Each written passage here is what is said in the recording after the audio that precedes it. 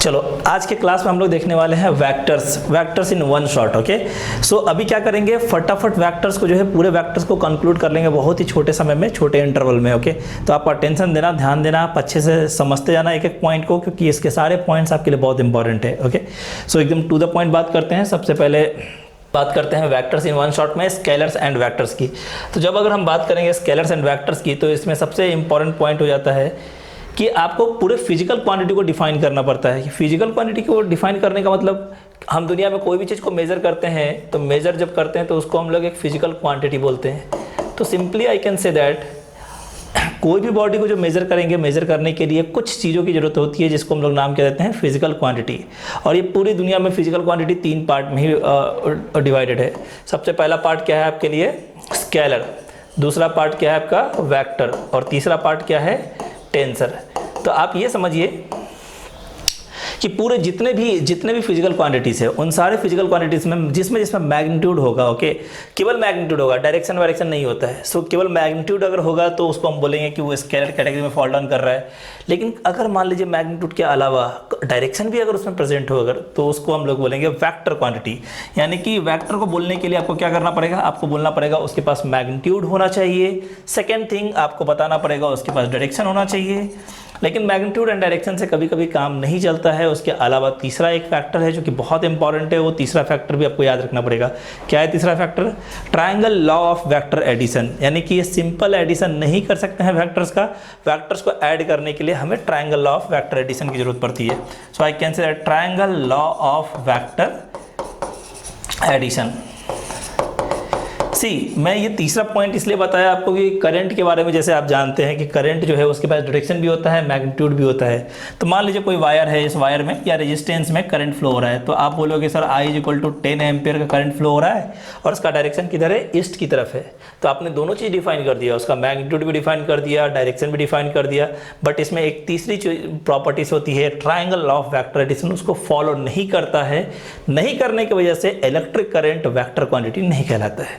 So that's Y I can say that कि ये दोनों पार्ट केवल इंपॉर्टेंट नहीं है वेक्टर के लिए, वेक्टर के लिए एक तीसरा पार्ट भी इंपॉर्टेंट है। और तीसरा पार्ट क्या है आपके लिए, तीसरा पार्ट है ट्रायंगल ऑफ वेक्टर एडिशन। तो जब आप ट्रायंगल ऑफ वेक्टर एडिशन भी फॉलो करोगे, जब ये तीनों फॉलो करोगे, तो आपको वेक्टर कैटेगरी में फॉल डाउन करवा दिया जाएगा। उस तरह के फिजिकल क्वांटिटी को हम लोग बोलेंगे वेक्टर। अब रही बात टेंसर किसको बोलेंगे, तो जो स्केलर में फॉल डाउन नहीं करता है, जो वेक्टर में फॉल डाउन नहीं करेगा, उसको हम लोग क्या बोलेंगे, टेंसर। तो टेंसर क्वांटिटी आप इलेक्ट्रिक करंट को बोल सकते हैं कि वो एक टेंसर क्वांटिटी है। क्यों इलेक्ट्रिक करंट टेंसर क्वांटिटी है, पता चल चुका होगा आपको, क्योंकि इसको वेक्टर कैटेगरी में नहीं डाल सकते हैं, triangle of vector addition follow नहीं करता है। लेकिन स्केलर कैटेगरी में डाल सकते हैं क्या, नहीं। क्यों, क्योंकि इसके पास केवल मैग्नीट्यूड होता है, डायरेक्शन का इसमें ज़रूरत नहीं होता है। बट उसके पास डायरेक्शन भी है, सो ना ही वो स्केलर कैटेगरी में फॉल डाउन करेगा, ना ही वो वेक्टर कैटेगरी में फॉल डाउन करेगा। तो किस कैटेगरी में फॉल डाउन करेगा, टेंसर क्वांटिटी में। इस तरह के और भी बहुत सारे ऐसे फिजिकल क्वांटिटीज है जो कि टेंसर कैटेगरी में फॉल डाउन करते हैं। तो बेसिकली आपको समझना बस इतना ही था कि फिजिकल क्वांटिटी जो है, दुनिया में जितने भी फिजिकल क्वांटिटी है, उसको 3 पार्ट में डिवाइड किया गया है। और ये 3 पार्ट में डिवाइड करने के बाद हम एक एक पार्ट को देखना चाहते हैं। स्केलर के बारे में देखने की जरूरत बिल्कुल नहीं है आपको, वेक्टर्स के बारे में देखने की जरूरत है, क्योंकि स्केलर में सिंपल एडिशन परफॉर्म करते हैं, सिंपल एडिशन। तो सिंपल एडिशन और subtraction, this means I can say that अगर आपके पास स्केलर क्वांटिटीज है तो सिंपल मैथमेटिक्स लगाइए, स्केलर क्वांटिटीज का पूरा जो है मैथमेटिक्स आपके सामने आ जाएगा। लेकिन वेक्टर में जो है अपने को जरूरत पड़ती है कि वेक्टर को ऐड कैसे करते हैं, वेक्टर को सब्ट्रैक्ट कैसे करते हैं, मल्टीप्लिकेशन करते हैं कैसे करते हैं, और डिवीजन करते हैं कि नहीं करते हैं, डिवीजन पॉसिबल है कि नहीं पॉसिबल है, ये सारी चीज़ें हमें देखना है इसमें। तो आइए देखते हैं। आपके पास मान लीजिए वेक्टर्स ऐसा है कि एक वेक्टर ऐसा ए वेक्टर दिया हुआ है, दूसरा वेक्टर दिया हुआ है बी, और इन दोनों के बीच में अगर आपको एंगल फाइंड आउट करना है, तो आपको उसके लिए 2 तरीके हैं। दोनों का जो टेल है, वो टेल को कंसाइड कर दीजिए एक जगह पे, या दोनों का हेड कंसाइड कर दीजिए एक जगह पे। फॉर एग्जांपल, अगर मान लीजिए इस वेक्टर को मैंने यहाँ पे लिखा वेक्टर बी, और इस वेक्टर को उठाया, पैरेलल शिफ्टिंग वेक्टर में अलाउड होता है, वो आपको पहले ही पता है कि अगर वेक्टर को अगर हम रोटेट नहीं करते हैं या वेक्टर की लेंथ को नहीं बढ़ाते हैं अगर, तो वो वेक्टर कभी भी चेंज नहीं हो सकता है। सो इस वेक्टर ए को यहाँ से उठाइए और उठा करके यहाँ पे सेट कीजिए। जब सेट कीजिएगा आप, तो वेक्टर ए ऐसा दिखेगा। अब ये वेक्टर ए और वेक्टर बी के बीच में जो एंगल है, वो 2 एंगल बनने वाला है। आप देखिए यहाँ पे ध्यान से, तो आपको समझ में आएगा कि एक एंगल बनेगा ये वाला, जिसको हम बोल सकते हैं अल्फा, और एक एंगल बनेगा ये वाला, जिसको हम बोल सकते हैं थीटा। अब इन दोनों में एक्यूट एंगल एंगल कौन सा है, थीटा है कि अल्फा है? तो ऑब्वियस बात है जो एक्यूट एंगल होगा that is angle between two vectors. So I can simply say that angle between two vectors है वहाँ पे। इसको मैं ऐसे भी बता सकता हूँ आपको कि दोनों टेल के जगह दोनों हेड को ज्वाइन कर दीजिए और तब उसके बीच में एक्यूट एंगल फाइंड कीजिए। बट सिंपलेस्ट तरीका जो है वो मैंने आपको बताया कि इन दोनों के बीच में जो है जो एक्यूट एंगल बनेगा टेल ज्वाइन करने के बाद जब जो एक्यूट एंगल बनेगा उसी एक्यूट एंगल को हम लोग बोलते हैं angle between two vectors. For example और बहुत सारे एग्जांपल ऐसे बनाए सकते हैं, जैसे देखिए ये वेक्टर ए है, ये वेक्टर बी है और आपको प्रोवाइड किया गया ये एंगल 120 डिग्री और पूछा गया what is the angle between vector A and vector B. तो उस केस में आपका आंसर क्या होगा? आप देखिए क्या करेंगे, इसका टेल यहाँ पे, इसका टेल यहाँ पे। मैंने आपको प्रोसीजर क्या बताया, एकदम सिंपल तरीका, दोनों का टेल एक पर्टिकुलर पॉइंट पे होना चाहिए। आप उस पर्टिकुलर पॉइंट पे लेके, मतलब एक ही पॉइंट पे लेके आइए। क्या हम इस वेक्टर को आगे शिफ्ट कर सकते हैं? पैरेलल शिफ्टिंग ऑफ वेक्टर आप जानते हो ऑलरेडी, तो आगे शिफ्ट कर लीजिए। ये आपका हो गया वेक्टर ए, दोनों के बीच में एंगल कितना आ जाएगा? तो आप देखिए यहाँ पे ये 120 डिग्री है तो बचेगा कितना, तो ये हो जाएगा 60 डिग्री। तो आई कैन से दैट यहाँ पे जो एंगल बिटवीन टू वेक्टर्स होगा वो हो जाएगा 60 डिग्री। आप इस तरीके से एंगल बिटवीन टू वेक्टर्स किसी भी पॉइंट पे निकाल सकते हैं। ओके, चलो फर्स्ट जो है सबसे पहला स्टेप नंबर 1 वो है वेक्टर एडिशन। मतलब हम लोग वेक्टर्स को क्या करना चाहते हैं, ऐड करना चाहते हैं। सो वेक्टर एडिशन में क्या है, दो तरीका है आपका, एक आपके पास क्या है ग्राफिकल अप्रोच और एक है एनालिटिकल वे। एनालिटिकल वे का मतलब अगर वैल्यूज अगर दिया हुआ है, वेक्टर्स का मैग्नीट्यूड दिया हुआ है तो उसका रिजल्टेंट क्या आने वाला है, सम होकर के उसका आंसर क्या आने वाला है, सम होने के बाद आंसर क्या आने वाला है। बट ग्राफिकल अप्रोच में आपको क्या देखना है, ग्राफिकल अप्रोच में आपको देखना है कि अगर उसको ग्राफ की तरह अगर हम सॉल्व करना चाहते हैं, दो वेक्टर को ऐड करना चाहते हैं तो बेसिकली इसका आंसर क्या आएगा। ओके, सो आइए देखते हैं दोनों पार्ट। ठीक है, सबसे पहला पार्ट है graphical way of vector addition. Okay, so अगर graphical way of vector addition में अगर हम जाएंगे, अगर सिंपल, तो अभी आपको क्या करना पड़ेगा, जैसे मान लीजिए आपके पास एक वेक्टर ए है और दूसरा वेक्टर बी है ऐसा, और इन दोनों ही वेक्टर्स को जो है ग्राफिकली ऐड करना है। तो पहले आप ये बात समझ लीजिए, यहाँ से लेकर के यहाँ तक की जो लेंथ होती है वो लेंथ आपको बताएगा मैग्नीट्यूड ऑफ एनी वेक्टर। सो इसका मैग्नीट्यूड को हम डिनोट करते हैं ए से। अगर आपने एरो नहीं दिया तो वो मैग्नीट्यूड को डिनोट करेगा, अगर एरो दिया तो कंप्लीट वेक्टर को डिनोट करेगा। सो राइट नाउ मैग्नीट्यूड कितनी है, ए है, इसकी मैग्नीट्यूड कितनी है यहाँ से यहाँ तक, तो आप बोलोगे बी है। और इन दोनों को जब हम क्लब करेंगे, मतलब वेक्टर एडिशन करना चाहते हैं, तो किस तरह से वेक्टर एडिशन कर सकते हैं, तो इसके बेसिकली जो है दो तरीके होते हैं। एक को बोलते हैं triangle law of vector addition, triangle law, okay, और दूसरे को बोलेंगे हम लोग parallelogram law of vector addition. मैं आपको बता दूं दोनों लॉ जो है वो बिल्कुल सेम ही है। ठीक है, वेक्टर एडिशन ज़्यादा डिफरेंस नहीं है, बस आप तरीका समझिए कि क्या है तरीका। ट्रायंगल ऑफ वेक्टर एडिशन अगर आप परफॉर्म करते हैं तो आपको करना क्या पड़ेगा, सी ईयर। जैसे मान लीजिए आपके पास वेक्टर क्या है, वेक्टर ए है। ओके, सो पहला वेक्टर आपके पास है, दूसरा वेक्टर आपके पास है, तो आप क्या करिए, एक वेक्टर के बाद दूसरे वेक्टर को ट्राई कीजिए ड्रॉ करने का फिगर। जब आप ऐसा करेंगे तो देखिए क्या होगा, वेक्टर ए ऐसा है आपके पास और इसका जो हेड है उस हेड पे, चूंकि इसके बाद वेक्टर बी को ड्रॉ करना है तो इसके बाद वेक्टर बी को ड्रॉ करने के लिए वेक्टर बी का जो टेल है वो टेल यहाँ पे आना चाहिए। सो आई कैन से दैट ये तुम्हारा वेक्टर बी हो जाएगा। नाउ वेक्टर ए और वेक्टर बी एक के बाद दूसरा हमने ऑलरेडी ड्रॉ कर दिया। ड्रॉ करने के बाद फाइनली आपको रिजल्टेंट निकालना है। तो ये मेरा इनिशियल पॉइंट है और ये फाइनल पॉइंट है, तो हम बोलेंगे कि ये जो इनिशियल पॉइंट से फाइनल पॉइंट को जो हम ज्वाइन करेंगे that is nothing but C vector, उसको हम लोग बोलते हैं सी वेक्टर। तो can I say that C vector is equal to vector A plus vector B. Yes of course, vector A और वेक्टर बी को जब हम ऐड करेंगे तो हमें क्या मिलेगा, सी वेक्टर मिलेगा, that is nothing but resultant vector. तो ये जो अप्रोच है उसको हम लोग बोलते हैं ग्राफिकल अप्रोच। जो मैंने राइट नाउ बताया है वो है triangle law of vector addition, triangle law of vector addition. Okay, दूसरा एक लॉ है जिसको बोलते हैं parallelogram law of vector addition. Again that is very very simple. Parallelogram law के लिए क्या करना पड़ता है आपको, वेक्टर एडिशन। देखो एकदम ध्यान से सुनना, अगर वेक्टर ए है वेक्टर बी है तो दोनों का टेल एक जगह पे आपको कंसाइड करना पड़ेगा। निकालो, वेक्टर ए को ले लो, ये तुम्हारा वेक्टर ए हो गया, वेक्टर बी को ले लीजिए आप, ये वेक्टर बी हो गया आपका। दोनों का टेल जो है एक साथ होना चाहिए, तो दोनों का टेल आपने एक साथ किया। उसके बाद क्या करना है, उसके बाद पैरेललोग्राम बनाना है। वेक्टर बी के पैरेलल में एक लाइन ड्रॉ कर लीजिए, that is vector B. Vector A के पैरेलल में एक लाइन ड्रॉ कर लीजिए, दैट इज वेक्टर ए। और देखिए लाइन ड्रॉ करने के बाद ये जो डायगोनल पैरेललोग्राम बना उसमें डायगोनल आएगा, ये डायगोनल को ही हम लोग क्या नाम देते हैं, इसी डायगोनल को हम लोग नाम देंगे सी वेक्टर। और I can say that C vector is equal to vector A plus vector B. मतलब दो वेक्टर को ऐड करने के दो तरीके हो गए। एक तरीका क्या हो गया, ट्रायंगल ऑफ वेक्टर एडिशन, दूसरा तरीका क्या हो गया, parallelogram law of vector addition. और दोनों तरीका आपको समझ में आ गया होगा कि दोनों तरीके में क्या क्या करना पड़ता है। ट्रायंगल लॉ में एक के बाद एक करना पड़ेगा और पैरेललोग्राम लॉ में दोनों का टेल एक जगह पे होना चाहिए। सो ये कीजिएगा तो ऑटोमेटिकली जो है इसको बोलते हैं ग्राफिकल अप्रोच। नाउ नेक्स्ट आते हैं हम लोग पॉइंट पे, जिसको हम लोग बोलेंगे analytical way of vector addition. Analytical way of vector addition का मतलब क्या होता है, तो इसका मीनिंग ये होता है कि आपको वेक्टर का वैल्यू दिया रहेगा।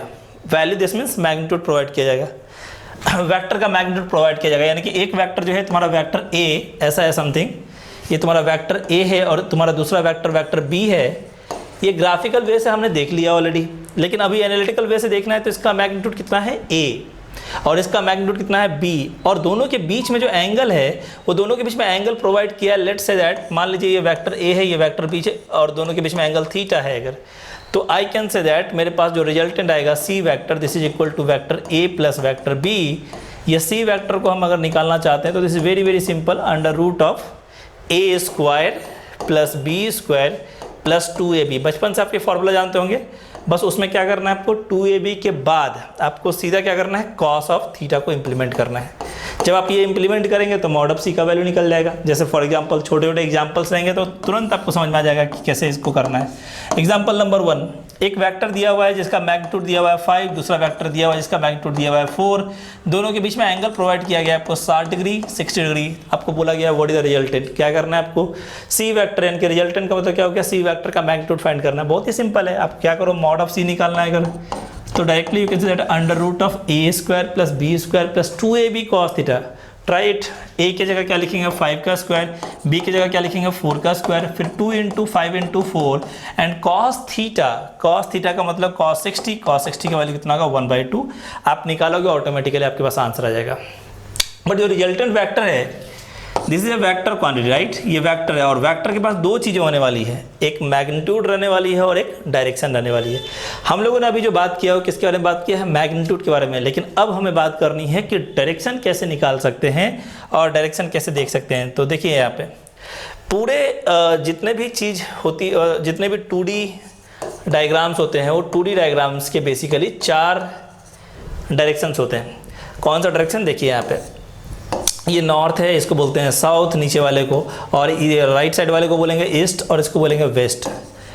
कभी कभी क्या होता है ये जो प्लेन है राइट में, जो प्लेन आप देख रहे हो उस प्लेन के सामने यानी कि आपकी तरफ और प्लेन से दूर यानी कि आपसे अवे फ्रॉम द ऑब्जर्वर, तो एक होगा towards the observer. Towards the observer co dot से डिनोट करते हैं और इसको बोल सकते हैं कि इस प्लेन पे वर्टिकली अपवर्ड है। ओके, सो इस प्लेन पे वर्टिकली अपवर्ड डायरेक्शन है। वर्टिकली अपवर्ड डायरेक्शन को शो करने का तरीका होता है डॉट, या अगर आप क्रॉस बोलेंगे अगर, तो क्रॉस बोलने का मतलब क्या हो गया आपसे दूर यानी कि अवे फ्रॉम यू, यानी कि अवे फ्रॉम यू का मतलब वर्टिकली डाउनवर्ड, वर्टिकली डाउनवर्ड। तो इस तरह से आपके पास ना टोटल जो है 6 तरह के आपको डायरेक्शन से याद रखने हैं, north south east west, vertically upward, vertically downward. Okay, तो ये 6 डायरेक्शन आपको ध्यान में रखने हैं। ओके, तो मैं बता रहा था कि एनालिटिकल वे में जो है आपको दूसरा चीज़ क्या निकालना रहता है, एक मैग्नीट्यूड निकालना आप सीख चुके हैं ऑलरेडी, दूसरा निकालना है डायरेक्शन। देखते हैं डायरेक्शन कैसे निकालते हैं। सी, अगर मान लीजिए वेक्टर ए है दूसरा वेक्टर बी है और दोनों के बीच में एंगल कितनी है थीटा, तो मैंने आपको ट्रायंगल ऑफ एडिशन में क्या सिखाया था, ट्रायंगल ऑफ एडिशन में सिखाया था कि इनिशियल पॉइंट को फाइनल पॉइंट से मिला दीजिए, this will give you resultant vector. और इस समय आपको डायरेक्शन निकालना है किसके साथ, तो मैं आपको बताया था ए वेक्टर के साथ अगर मैंने एंगल अगर माना अल्फा, तो आपको बताना पड़ेगा कि वेक्टर ए के साथ सी वेक्टर मतलब रिजल्टेंट वेक्टर, वेक्टर ए के साथ सी वेक्टर कितना एंगल बना रहा है। तो कैसे निकालेंगे, वो बहुत सिंपल है, tan अल्फा लिखना है आपको, tan अल्फा। अल्फा किसके साथ एंगल दिया हुआ है, देखो ए के साथ दिया हुआ है, then use the value of B. अगर ए के साथ एंगल निकालना होगा तो बी का वैल्यू यूज करना, बी के साथ निकालना होगा तो ए का वैल्यू यूज करना। So tan alpha is equal to क्या लिखेंगे बेटा, ए के साथ एंगल है ना ये रिजल्टेंट का, सो यहाँ पे लिख भी देता हूँ मैं, this is nothing but angle between resultant vector. Resultant vector कौन सा है, सी, और दूसरा वेक्टर कौन सा है, ए। तो सी और ए के बीच में एंगल कितना है, अल्फा। सो tan अल्फा की वैल्यू हो जाएंगे बी, जिसके साथ एंगल रहता है उसको नहीं लिखना रहता है, दूसरे वाले को लिखना रहता है। So B sine theta upon B cos theta, ऐसा लिख लो आप, B sine theta upon B cos theta. Sine theta upon cos theta क्या हो जाता है, टेन थीटा। हमें निकालना किसका वैल्यू था, टेन अल्फा का वैल्यू निकालना था। ठीक है, सब मैच कर रहा है अभी तक। एंड प्लस ए जिसके साथ निकालना रहता है उसको ऐड करते हैं। आपको अगर नहीं समझ में आया है तो दूसरा तरीका से देखिए आप, वेक्टर बी जो है, क्या हम इसको ड्रॉ कर सकते हैं वेक्टर बी को ऐसा। मैं कलर चेंज कर देता हूँ ताकि आपको जो है विजिबिलिटी अच्छे से आए। ये आपका वेक्टर बी है और वेक्टर बी का रिजल्टेंट के साथ कितना एंगल बनेगा, बीटा मान लेते हैं। तो अगर मैंने आपको बोला कि tan बीटा का वैल्यू बताइए, tan बीटा, तो बताओ आप tan बीटा की वैल्यू कैसे निकालोगे। तो आप बहुत सिंपल है, बीटा किसके साथ एंगल है, बी के साथ, तो आपको किसके साथ निकालना पड़ेगा, मतलब क्या लिखना पड़ेगा, ए का वैल्यू। So you have to write here A sine theta upon A cos theta, और हम निकाल किसके साथ रहे हैं एंगल, बी के साथ, तो just write it here B. इस तरह से हम एंगल भी फाइंड आउट कर सकते हैं। तो ये पूरे का अगर कंक्लूजन बताऊं मैं, तो कंक्लूजन दो ही पॉइंट है। देखो पहला पॉइंट क्या है, पहला पॉइंट ये है कि वेक्टर ए रहेगा, वेक्टर बी रहेगा, और दोनों के बीच में एंगल दी रहेगी। आपको मॉड ऑफ सी निकालना है, यानी कि रिजल्टेंट वेक्टर का मैग्नीट्यूड निकालना है। So directly you can say that under root of A square plus B square plus 2ab cos theta, ऐसा याद रखना आप। और डायरेक्शन निकालने की बात आए तो तुम ये देखना कि सवाल में क्या बोला गया या ऑप्शन में क्या दिया हुआ है। ए के साथ रिजल्टेंट का अगर एंगल लिखना है अगर ए के साथ, then use B here, B sine theta upon B cos theta plus A. और अगर आपको बी के साथ निकालना है, देखिए यहाँ पे बी है, ये बी के पैरेलल में बी मैंने ड्रॉ कर लिया। रिजल्टेंट वेक्टर का एंगल अगर इसके साथ निकालना है तो I can write here tan beta, this is equal to what I can write, beta किसके साथ एंगल है, बी के साथ, तो आप क्या लिखेंगे यहाँ पे, a sign theta upon a cos theta and plus b, that's it, simple. तो ये दो छोटे छोटे पॉइंट्स आपको याद रखने हैं, तो आपको analytical way of vector addition भी ऑटोमेटिकली आ जाएगा। मुझे नहीं लगता इसमें कोई आपको ज़्यादा तकलीफ आने वाली है। ओके, सो ये सारे पॉइंट्स आपको ध्यान रखने हैं। नेक्स्ट जो पॉइंट है वो नेक्स्ट पॉइंट ऐसा है समथिंग कि इसके कुछ एग्जांपल्स लेते हैं। एग्जांपल्स मतलब बहुत सिंपल, ऑलरेडी मैंने एग्जांपल्स ले लिया है, मैं फिर भी एक एग्जांपल दिखाया था। कभी कभी दिया रहता है, जैसे फॉर एग्जांपल एक वेक्टर है जिसका मैग्नीट्यूड 5 है, दूसरा वेक्टर मैग्नीट्यूड जो है वो 6 है, और दोनों के बीच में एंगल जो है वो थीटा इज इक्वल टू अगर दिया हुआ है 30 डिग्री।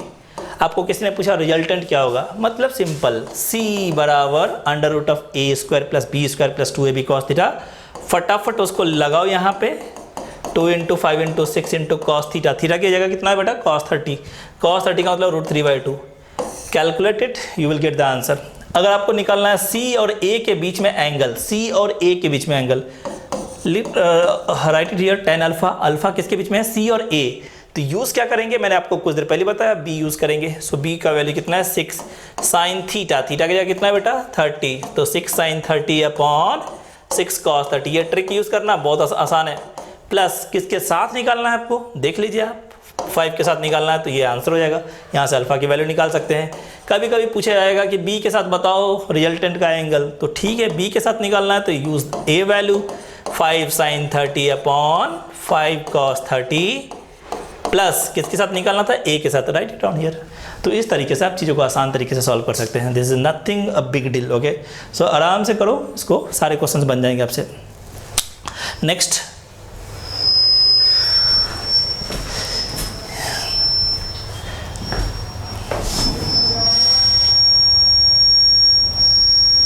नेक्स्ट है आपका वेक्टर सब्ट्रैक्शन। ओके, तो वेक्टर सब्ट्रैक्शन में क्या करना पड़ेगा आपको, इसके भी दो अप्रोच है। एक को हम लोग क्या बोलेंगे ग्राफिकल वे, और दूसरे को क्या बोलेंगे एनालिटिकल वे। अब देखिए यहाँ पे, जैसे फॉर एग्जांपल कभी अगर आपको बोला मैंने कि ये आपका वेक्टर ए है, और मैंने तुरंत आपसे पूछ दिया बताओ माइनस वेक्टर ए का मतलब क्या हुआ, आप बोलोगे ना सर अगर राइट वाले डायरेक्शन को अगर मैं प्लस एक्स एक्सिस से डिनोट करता हूँ और मैंने पूछा बताओ लेफ्ट वाले डायरेक्शन को किससे डिनोट करेंगे, तो तुरंत बोलोगे सर इधर माइनस एक्स होगा। फिर उसी तरह से अगर मैं पूछूं ऊपर किससे डिनोट करते हैं बेटा, तो ये प्लस वाई एक्सिस होता है। फिर नीचे किससे डिनोट करेंगे, माइनस वाई से। सो तुम देखो इन दोनों में डिफरेंस क्या है, ये ऊपर का डायरेक्शन को शो कर रहा है तो माइनस वाई नीचे का डायरेक्शन को शो कर रहा है। सो अगर ये ए वेक्टर है तो माइनस ए वेक्टर अगर मुझे लिखना है तो कैन आई से दैट कि ये डायरेक्शन रिवर्स हो जाएगा। कैन आई से दैट कि vector A and minus vector A both are anti parallel vectors, of course right. So vector ए का डायरेक्शन रिवर्स करना है अगर कभी भी तो -1 से मल्टीप्लाई कीजिए, ऑटोमेटिकली रिवर्स हो जाएगा। देखिए मैं दिखाता हूँ इसमें कि क्या पॉइंट्स है। मेन पॉइंट जो है आपको समझ में आएगा यहाँ पे, see here.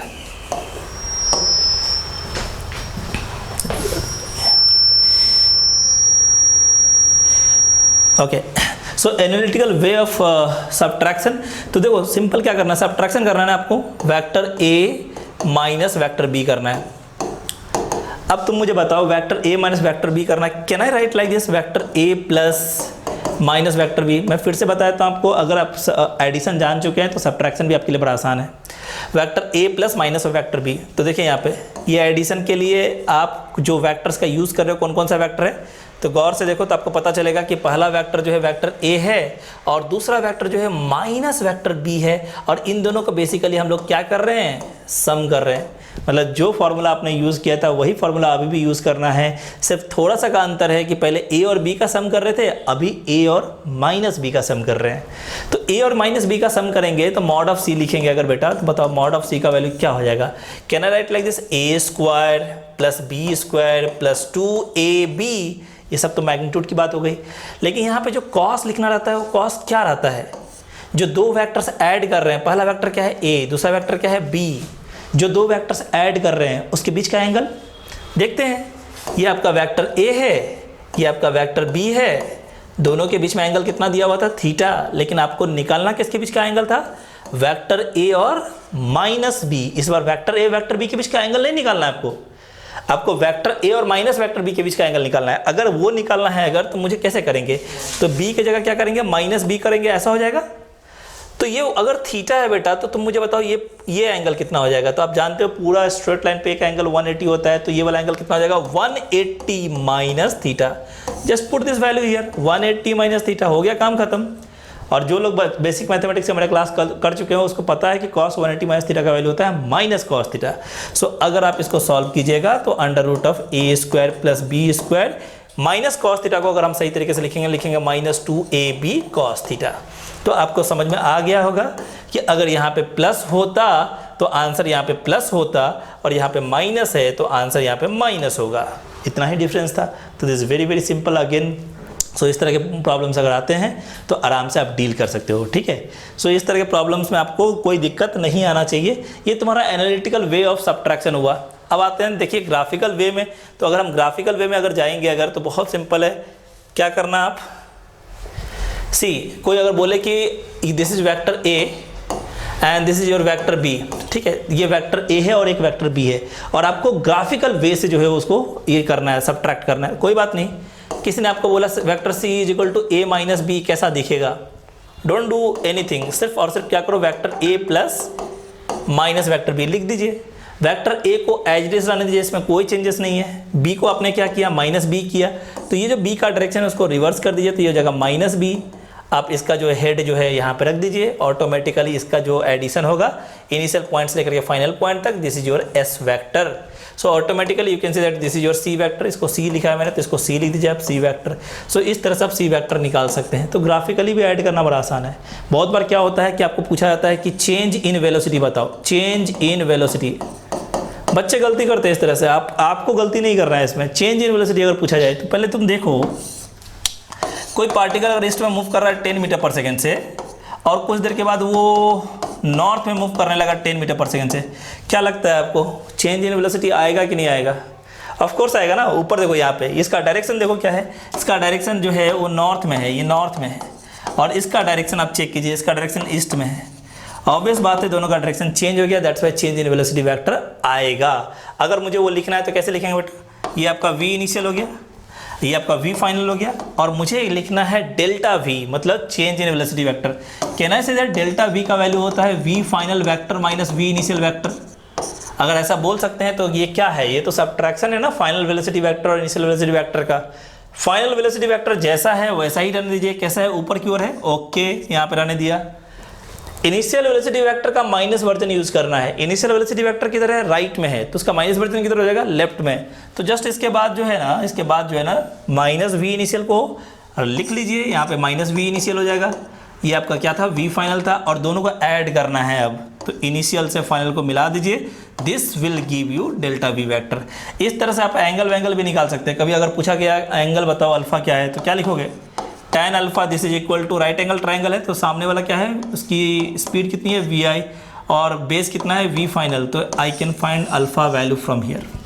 Okay. Component of vectors type 1। Okay, so type 1 क्या है बेसिकली, देखिए मान लीजिए ये वेक्टर ए है और ये वेक्टर बी है और इन दोनों के कंपोजिशन से मतलब इन दोनों का रिजल्टेंट क्या मिलेगा, आपको तो पता है अच्छी तरह से कि आपको मिलने वाला वेक्टर सी। ओके, तो हम बोलेंगे रिजल्टेंट मेरे पास वेक्टर सी है, ये वेक्टर ए और वेक्टर बी से मिलकर बना है। सो can I say that vector C is equal to vector A plus vector B. Yes of course I can say that. तो क्या हम बोल सकते हैं कि ये जो सी वेक्टर है जो कि मिल के बना है किससे, ए और बी से।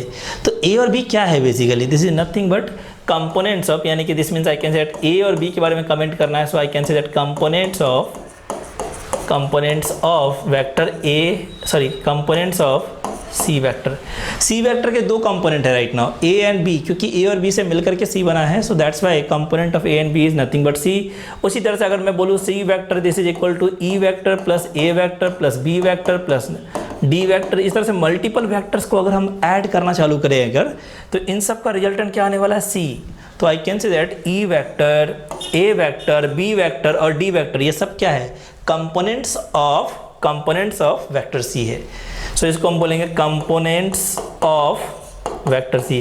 तो ये जो कंपोनेंट्स है ये जनरल टाइप का हो गया। जनरल टाइप का मतलब कि कोई भी वेक्टर अगर दिया हुआ है तो उसके कंपोनेंट्स कैसे बात करेंगे, तो इस तरह से बात करेंगे। लेकिन कभी कभी क्या होता है कि जनरल टाइप की कंपोनेंट्स की हमें ज़्यादा ज़रूरत नहीं होती है, हमें ज़रूरत होती है रेक्टेंगुलर कंपोनेंट्स की।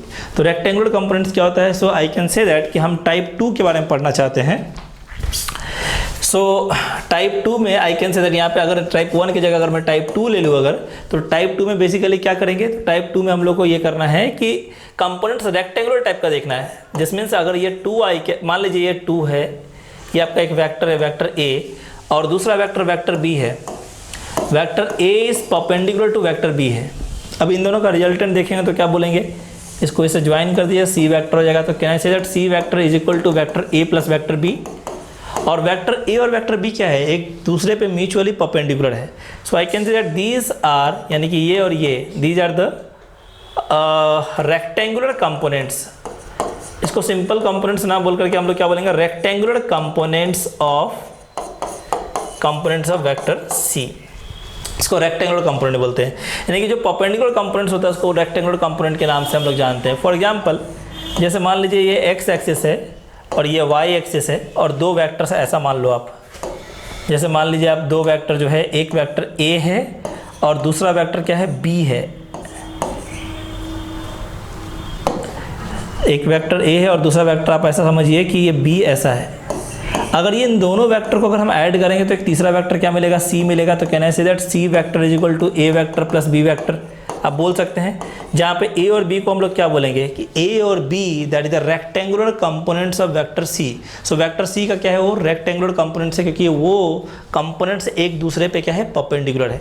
सो सिंपल है, ये बहुत ही सिंपल है। तो ये आपको ध्यान रखना है कि एक वेक्टर को जब हम दो कंपोनेंट्स में ब्रेक करते हैं और वो दोनों कंपोनेंट एक दूसरे पे परपेंडिकुलर होता है तो उसको हम लोग बोलते हैं rectangular components of a vector. So ये छोटी छोटी बातें आपको ध्यान रखनी है। ओके, नेक्स्ट पॉइंट है आपका unit vectors. Okay, so unit vector जो है वो भी दो तरीके का होगा। एक को हम लोग बोलेंगे जनरल यूनिट वेक्टर, एक को बोलेंगे standard unit vector. Unit vector का मतलब बहुत ही सिंपल, अगर कोई बोला जाए कि कोई वेक्टर अगर आपको दिया हुआ है, यूनिट वेक्टर का मतलब क्या होता है, कोई वेक्टर अगर आपको प्रोवाइडेड है, जैसे वेक्टर ए प्रोवाइडेड है, तो इसके साथ दो चीज़ें कंटेन होंगी ना, एक होगा मैग्नीट्यूड इसके साथ कंटेंट होगा और दूसरा क्या होगा, डायरेक्शन भी कंटेंट रहेगा। लेकिन मुझे केवल डायरेक्शन के बारे में चाहिए, तो can I write like this कि direction must be equal to magnitude को नीचे ले जाइए तो I can say that vector A divide by magnitude, तो automatically you can find the direction. तो ये जो डायरेक्शन होता है ना उसी को हम लोग बोलते हैं यूनिट वेक्टर। यूनिट वेक्टर का मतलब जिसका मैग्नीट्यूड 1 हो, उसको हम लोग बोलते हैं यूनिट वेक्टर। तो इसका डायरेक्शन जो है बेसिकली यूनिट वेक्टर डायरेक्शन को रिप्रेजेंट करता है। सो कोई भी वेक्टर को उसके मैग्नीट्यूड से डिवाइड करेंगे तो इसको लिखेंगे कैसे बेटा, vector A divide by magnitude of A. तो छोटी सी बात आपको यूनिट वेक्टर में याद रखनी है, क्या याद रखनी है कि ए कैप से डिनोट करते हैं यूनिट वेक्टर को और इसका मीनिंग क्या होता है, vector A divide by magnitude of A. इस तरह से आप जो है यूनिट वेक्टर को डिफाइन कर सकते हैं। So A cap this is equal to vector A divide by A, यानी कि वेक्टर ए लिखिए और उसके मैग्नीट्यूड से उसको डिवाइड कीजिए, you can get the direction. इसी को हम लोग बोलते हैं यूनिट वेक्टर। सो ये भी बड़ा आसान चीज़ है, कोई ज़्यादा हाईफाई चीज़ नहीं है। आपको मैं दिखाता हूँ इसके एग्जाम्पल्स तो आपको ज़्यादा समझ में आएगा। जैसे इसके दो तरीके हैं, एक होता है स्टैंडर्ड वे और एक होता है जनरल वे। तो मैंने अभी जो दिखाया आपको कि मान लीजिए एक वेक्टर है ऐसा,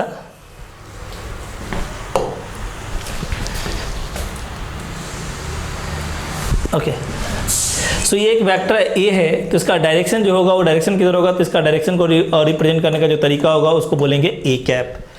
अब सपोज कीजिए कि ए कैप को अगर 3 से मल्टीप्लाई किया तो 3 times A cap, this can be a vector A, तो इसका मैग्नीट्यूड कितना भी टाइम्स हो सकता है। लेकिन जब मैग्नीट्यूड अगर 1 होगा तो उस तरह के वेक्टर्स को हम लोग क्या नाम देंगे, यूनिट वेक्टर। ओके, सो कुछ स्टैंडर्ड यूनिट वेक्टर्स होते हैं, जैसे मान लीजिए x को डिनोट करना है तो उसके लिए यूनिट वेक्टर क्या रिक्वायर्ड है, आई कैप। अगर मान लीजिए y को डिनोट करना है अगर, तो y को डिनोट करने के लिए यूनिट वेक्टर क्या रिक्वायर्ड है, जे कैप। ओके, सिंपल जे कैप। अगर मान लीजिए z एक्सिस को डिनोट करना है अगर, तो उसके लिए यूनिट वेक्टर क्या रिक्वायर्ड है, के कैप। तो ये सारे जो है यूनिट वेक्टर्स है जो कि स्टैंडर्ड यूनिट वेक्टर कहलाते हैं। दो और स्टैंडर्ड यूनिट वेक्टर्स हैं, जैसे मान लीजिए कोई पार्टिकल अगर ट्रैवल कर रहा है किसी सर्कल में, तो जो टेंजेंट का जो डायरेक्शन होता है ना उसको हम लोग लिखते हैं ई टी मतलब टेंजेंशियल। तो ये भी एक यूनिट वेक्टर है। अगर मैं इसको ऐसा लिखूँ, अगर यहाँ से बाहर की तरफ एक रेडियल डायरेक्शन होता है, रेडियस के डायरेक्शन में जो डायरेक्शन होता है उसको बोलते हैं रेडियल डायरेक्शन। इसको भी डिनोट कर सकते हैं ई आर का मतलब रेडियल डायरेक्शन। तो ये जितने भी डायरेक्शन आपको दिख रहे हैं ना, ये सारे स्टैंडर्ड यूनिट वेक्टर्स है। एक्स को रिप्रेजेंट करने के लिए आई कैप, वाई को रिप्रेजेंट करने के लिए जे कैप, जेड को रिप्रेजेंट करने के लिए के कैप, टेंजेंशियल डायरेक्शन को रिप्रेजेंट करना है तो ई टी कैप, और रेडियल डायरेक्शन को रिप्रेजेंट करना है तो यू कैन सिंपली से दैट ई आर कैप। तो इस तरह से आप वेक्टर्स को, यूनिट वेक्टर्स को रिप्रेजेंट कर सकते हैं। Vector with respect to origin, ये भी आपका सिंपल ही है। जैसे मान लीजिए आप एक पॉइंट है, इसका पोजीशन वेक्टर लिखना चाहते हैं। पोजीशन वेक्टर लिखने का मतलब आप इसका कोऑर्डिनेट लिख लीजिए 1, 2, 3 अगर कोऑर्डिनेट है अगर, तो इसको पोजीशन वेक्टर का मतलब होता है आप ऑरिजिन से इसको मिला दीजिए। इसी को हम बोलेंगे कि ये ए पॉइंट का पोजीशन वेक्टर बन गया। So position vector of a point, this is equal to, I can write like this, 1 I cap. X axis में कितना है, आई कैप है, वाई एक्सिस में कितना है, जे कैप है, और जेड एक्सिस में कितना है, के कैप है। So I can say that 1 I cap plus 2 J cap plus 3 K cap. ये तुम्हारा हो गया पोजीशन वेक्टर। किसके रिस्पेक्ट में है, with respect to origin. Origin के रिस्पेक्ट में अगर हम निकालते हैं तो डायरेक्ट हम इसको ऐसा लिख सकते हैं। मान लीजिए बी पॉइंट है कोई, बी पॉइंट का कोऑर्डिनेट दिया हुआ है 2, 3, 4, और किसी ने अगर मुझे बोला कि बताओ पोजीशन वेक्टर ऑफ बी क्या होगा, तो क्या लिखोगे फटाफट। पोजीशन वेक्टर ऑफ बी को कैसे लिखेंगे, 2 आई कैप, x में कितना है 2, y में कितना है 3 और z में कितना है 4। सो 2 आई कैप प्लस 3 जे कैप प्लस 4 के कैप। आप ऐसा लिखेंगे तो आपको पोजीशन वेक्टर सेकंड पॉइंट का मिल जाएगा। लेकिन कभी कभी क्या होता है, पूछा जाता है कि बी पॉइंट का पोजीशन वेक्टर बताओ ए के रिस्पेक्ट में। मतलब इस बार पोजीशन वेक्टर जो है विथ रिस्पेक्ट टू ऑरिजिन नहीं लिखना है, इस बार क्या करना है, position vector with respect to some other point लिखना है। अगर तो आपको किसी और पॉइंट के रिस्पेक्ट में अगर लिखना है अगर, तो कैसे करेंगे, तो बहुत सिंपल है। अगर आपको लिखना है पोजीशन वेक्टर ऑफ बी, तो अगर ऑरिजिन के रिस्पेक्ट में लिखेंगे तो डायरेक्ट ऐसा लिख सकते हैं कि हो गया ये position vector of B with respect to origin. लेकिन अगर ए के रिस्पेक्ट में अगर लिखना है अगर, तो आपको लिखना पड़ेगा आर बी ए। इसका मतलब होता है position vector of B with respect to A vector. तो इसको निकालने का तरीका क्या रहेगा, r B minus r A, यानी कि आर बी को लिख लीजिए, आपने लिख लिया ऑलरेडी आर बी को, आर ए को लिख लीजिए, आपने आर ए को भी लिख लिया। अब आर बी माइनस आर ए कर दीजिए, सब्ट्रैक्ट कीजिए, सब्ट्रैक्ट करने के बाद ऑटोमेटिकली आपको आर बी ए निकल जाएगा। That is nothing but position vector with respect to other point, दूसरे पॉइंट के रिस्पेक्ट में पोजीशन वेक्टर निकल जाएगा। तो इस तरह से हम पोजीशन वेक्टर किसी एक पॉइंट का दूसरे पॉइंट के रिस्पेक्ट में निकाल सकते हैं। नेक्स्ट है आपका डिस्प्लेसमेंट वेक्टर। तो डिस्प्लेसमेंट वेक्टर कैसे निकालते हैं, तो जो मैंने अभी दिखाया आपको, मान लीजिए पार्टिकल यहाँ पे राइट नाउ, तो इनिशियली इसको बोलेंगे कि इनिशियल पोजीशन क्या है इसका, आर आई। बाद में पार्टिकल यहाँ चला गया अगर, तो इसका फाइनल पोजीशन क्या है, आर फाइनल। तो कैन आई से दैट कि इनिशियल से फाइनल अगर पार्टिकल गया है, तो यहाँ से लेकर के यहाँ तक का जो शॉर्टेस्ट पाथ होगा उसको हम डिस्प्लेसमेंट बोल सकते हैं, डेल्टा आर बोल सकते हैं। Yes of course. तो डेल्टा आर का मतलब क्या होगा, आप तुम बताओ। वेक्टर एडिशन से करेंगे तो क्या लिखेंगे, आर आई प्लस डेल्टा आर, इन दोनों को ऐड करें तो क्या मिलेगा, आर फाइनल ना। तो लिख सकते हैं r I plus delta r, this is equal to r final. तो कहना चाहिए delta r is equal to r final minus r initial, ये लिख सकते हैं। और अगर ये लिख सकते हैं तो इसका मैग्नीट्यूड अगर निकालना है मुझे, तो जस्ट ये जो वेक्टर आने वाला है उस वेक्टर का मैग्नीट्यूड आप फाइंड कर लेंगे, इससे डिस्प्लेसमेंट निकल जाएगा। डायरेक्शन सब निकाल सकते हैं। तो ये तरीका होता है डिस्प्लेसमेंट वेक्टर निकालने का। नेक्स्ट आपका जो है वो वेलोसिटी वेक्टर निकालने का। चेंज इन वेलोसिटी वेक्टर आपको निकालना है तो आपको क्या करना पड़ेगा, कुछ नहीं, बहुत ही सिंपल है उसके लिए भी। जैसे मान लीजिए कि एक पार्टिकल जो है v इनिशियल से ऐसा जा रहा है और v फाइनल से ऐसा जा रहा है कुछ देर के बाद, तो आपको चेंज इन वेलोसिटी वेक्टर निकालना है। तो कैसे निकालोगे आप, delta v is equal to v final minus v initial. और ये सब्ट्रैक्शन का तरीका मैंने कुछ देर पहले ही सिखाया था आपको कि डेल्टा v का मैग्नीट्यूड अगर लिखना है तो क्या लिखोगे, v फाइनल का स्क्वायर प्लस v इनिशियल का square minus 2v final into 2v initial into cos of theta. दोनों के बीच में जो एंगल होगा वो एंगल पुट कीजिए, ऑटोमेटिकली आपको आंसर निकल जाएगा। ठीक है, नाउ नेक्स्ट। ओके, तो सेकेंड पार्ट में हम लोग देखेंगे मल्टीप्लिकेशन ऑफ वेक्टर्स के बारे में। ठीक है, मल्टीप्लिकेशन ऑफ वेक्टर जो है वो कितने टाइप का होता है और किस तरह से मल्टीप्लाई कर सकते हैं। तो आपके पास बेसिकली दो तरह का मल्टीप्लिकेशन आता है, एक को बोलते हैं डॉट और एक को बोलते हैं क्रॉस। तो हम उन चीज़ों को देखने वाले हैं। तो आप समझिए कि दो वेक्टर्स अगर आपके पास है, वेक्टर ए है और वेक्टर बी है अगर, तो इन दोनों का एडिशन आपने देख लिया, सब्ट्रैक्शन देख लिया। अभी आपको क्या देखना है कि मल्टीप्लिकेशन कैसे होता है। तो अगर मल्टीप्लिकेशन यूज़ करेंगे तो तुम मुझे बताओ, दो वेक्टर को अगर हम मल्टीप्लाई करेंगे तो आउटपुट क्या आएगा, ये आउटपुट क्या आएगा, इसके बेसिस पे हम इसको दो कैटेगरी में फॉल डाउन करवाते हैं। यानी कि दो कैटेगरी यहाँ से हो सकती है। अगर आपको आउटपुट चाहिए स्केलर, तो उसके लिए जो प्रोडक्ट यूज़ करते हैं या जो हम लोग मल्टीप्लिकेशन यूज़ करते हैं उसको हम लोग बोलते हैं डॉट। तो स्केलर के लिए हम लोग यूज़ करेंगे डॉट। तो इसका मतलब स्केलर प्रोडक्ट इसको नाम दिया जाता है। जब आउटपुट आपका स्केलर होता है तो उसके लिए एक प्रोडक्ट हम लोग को जो मल्टीप्लिकेशन करना पड़ता है वो डॉट की तरह करना पड़ता है। So you can say that scalar product और डॉट प्रोडक्ट। मतलब इसको किस तरह से डिनोट करेंगे, केवल सिंपल एक डॉट लगा देंगे। दिस मीन्स हम बोलेंगे कि ए डॉट बी। अगर ए डॉट बी, केवल डॉट लगा देंगे अगर आप ए डॉट बी, तो ऑटोमेटिकली ये आपको क्या प्रोवाइड करेगा, आउटपुट स्केलर प्रोवाइड करेगा। जिसकी वजह से स्केलर आउटपुट की वजह से आपका जो है ये जो मल्टीप्लिकेशन है, इस मल्टीप्लिकेशन का नाम होता है स्केलर प्रोडक्ट। नाउ अगर आउटपुट आपको चाहिए वेक्टर, तो आपको बहुत ही सिंपल तरीके से करना पड़ेगा। वेक्टर प्रोडक्ट कैसे हम लोग उसको बोलते हैं, हम लोग वेक्टर प्रोडक्ट और क्रॉस प्रोडक्ट, इसका नाम देंगे cross product. Okay, so vector product या क्रॉस प्रोडक्ट के नाम से जानते हैं। और उसको डॉट की जगह क्या यूज़ करेंगे, क्रॉस यूज़ करेंगे। तो डॉट की जगह अगर क्रॉस यूज़ करते हैं, अगर आप यूज़ करते हैं तो उस समय आउटपुट जो मिलेगा वो आउटपुट किस टाइप का मिलेगा, क्रॉस प्रोडक्ट का मिलेगा आपको। मतलब आपको वेक्टर मिलेगा, आउटपुट अगर वेक्टर चाहिए तो क्रॉस कीजिए, अगर आउटपुट स्केलर चाहिए तो डॉट कीजिए। तो इस तरह से आपके पास दो तरीके का जो है वो वेक्टर का मल्टीप्लिकेशन आने वाला है। ओके, सो सबसे पहले देखते हैं कि डॉट प्रोडक्ट या स्केलर प्रोडक्ट क्या होता है। तो अगर हम इसको देखना चाहते हैं डॉट प्रोडक्ट या स्केलर प्रोडक्ट, तो बहुत सिंपल है। कोई भी दो वेक्टर को अगर हम डॉट करते हैं, ए डॉट अगर बी करते हैं अगर, तो उससे आउटपुट क्या आता है वो आपको समझना चाहिए। सो इससे आउटपुट आता है दिस इज इक्वल टू, पहला वेक्टर का जो मैग्नीट्यूड होगा वो you have to write it down. दूसरे वेक्टर का मैग्नीट्यूड आपको लिखना है और दोनों के बीच में जो एंगल होगा उसका कॉस वर्जन आपको यूज़ करना है। So I can say that A dot B का मतलब क्या होता है, A B cos theta. This is very simple, straightforward question पूछा सकता है। जैसे अगर क्वेश्चन पूछेगा कोई, अगर ए का मैग्नीट्यूड 5 है, बी का मैग्नीट्यूड 4 है और दोनों के बीच में एंगल दिया हुआ है 60 डिग्री, तो इस तरह के क्वेश्चंस को आपको डॉट निकालने के लिए कोई ज़्यादा दिमाग लगाने की जरूरत नहीं है। डायरेक्ट फार्मूला यूज़ कीजिए, A into B into cos theta, automatically you can get the value of A dot B. Okay, so A dot B अगर हम निकालेंगे अगर यहाँ पे, तो सिंपल हम बोल सकते हैं मैग्नीट्यूड ऑफ ए कितना है 5, बी कितना है 4 और उसके बीच में एंगल कितना है 60। So I can say that 5 into 4 into cos 60, और कॉस 60 की वैल्यू कितनी हो जाएगी 1/2। सो आप जैसे डिवाइड करेंगे automatically you can get the value 10। इस तरीके से आप कभी भी ए डॉट बी निकाल सकते हैं। तो इसको बोलते हैं magnitude form.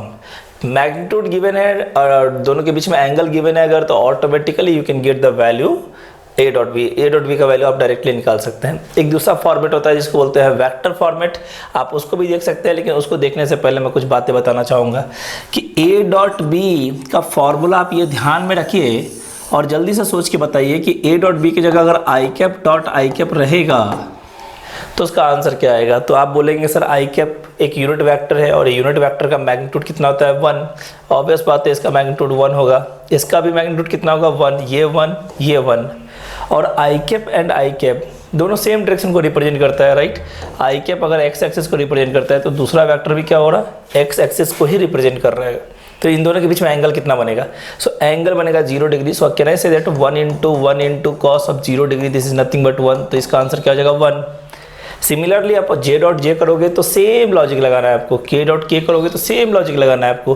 Then I can say that finally यहाँ पे एक छोटा सा नोट अगर लिखना चाहे तो लिख सकते हैं i dot i this must be equal to j dot j, this must be equal to k dot k and this must be equal to 1।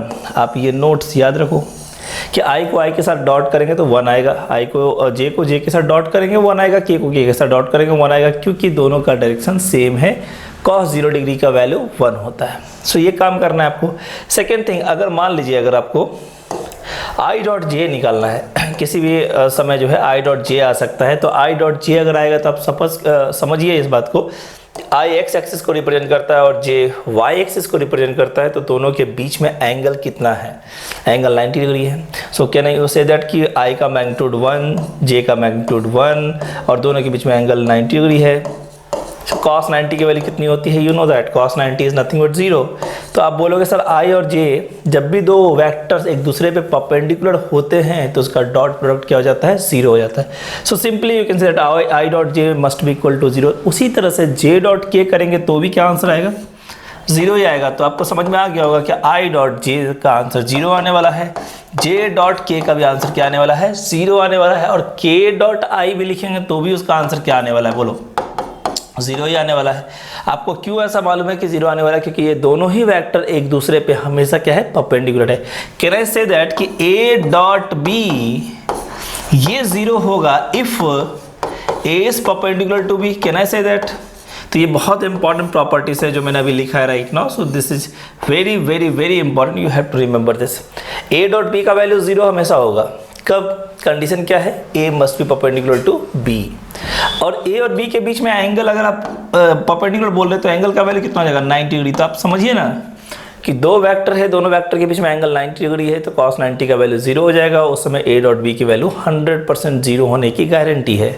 सो इसकी जगह कोई ऐसा भी लिख सकता था कि A cap dot B cap का क्या होगा सर, अगर ए और बी दोनों एक दूसरे पे परपेंडिकुलर है तो ए कैप डॉट बी कैप का क्या आंसर आना चाहिए।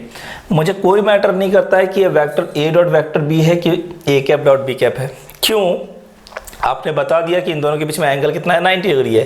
एंगल 90 होने से cos 90 का वैल्यू 0 हो जाएगा, और cos 90 का वैल्यू 0 होगा तो इसका भी वैल्यू क्या हो जाएगा, 0। सो ये छोटे छोटे पॉइंट्स आपको ध्यान रखना है। ए डॉट बी का value A B cos theta होता है। आई डॉट आई यानी कि सेम वाले डायरेक्शन को अगर हम डॉट करते हैं, सेम डायरेक्शन को डॉट करते हैं, तो उससे जो आंसर आता है वो आंसर क्या आएगा, I cap dot I cap 1, J cap dot J cap 1, K cap dot के कैप 1। एक छोटा सवाल मैं पूछना चाहता हूं आपसे कि अगर मैं vector A dot vector A बोलूं तो इसका आंसर क्या आएगा। तो फिर वही तरीका, जो तरीका मैंने आपको यहाँ बताया था, पहले का मैग्नीट्यूड, दूसरे का magnitude and cos of theta. पहले का मैग्नीट्यूड ए, दूसरे का मैग्नीट्यूड ए, और दोनों के बीच में एंगल कितनी है, 0 डिग्री है, right. So you can say that 1 into 1 into cos 0 this is nothing, sorry a into cos 0 this is nothing but a square.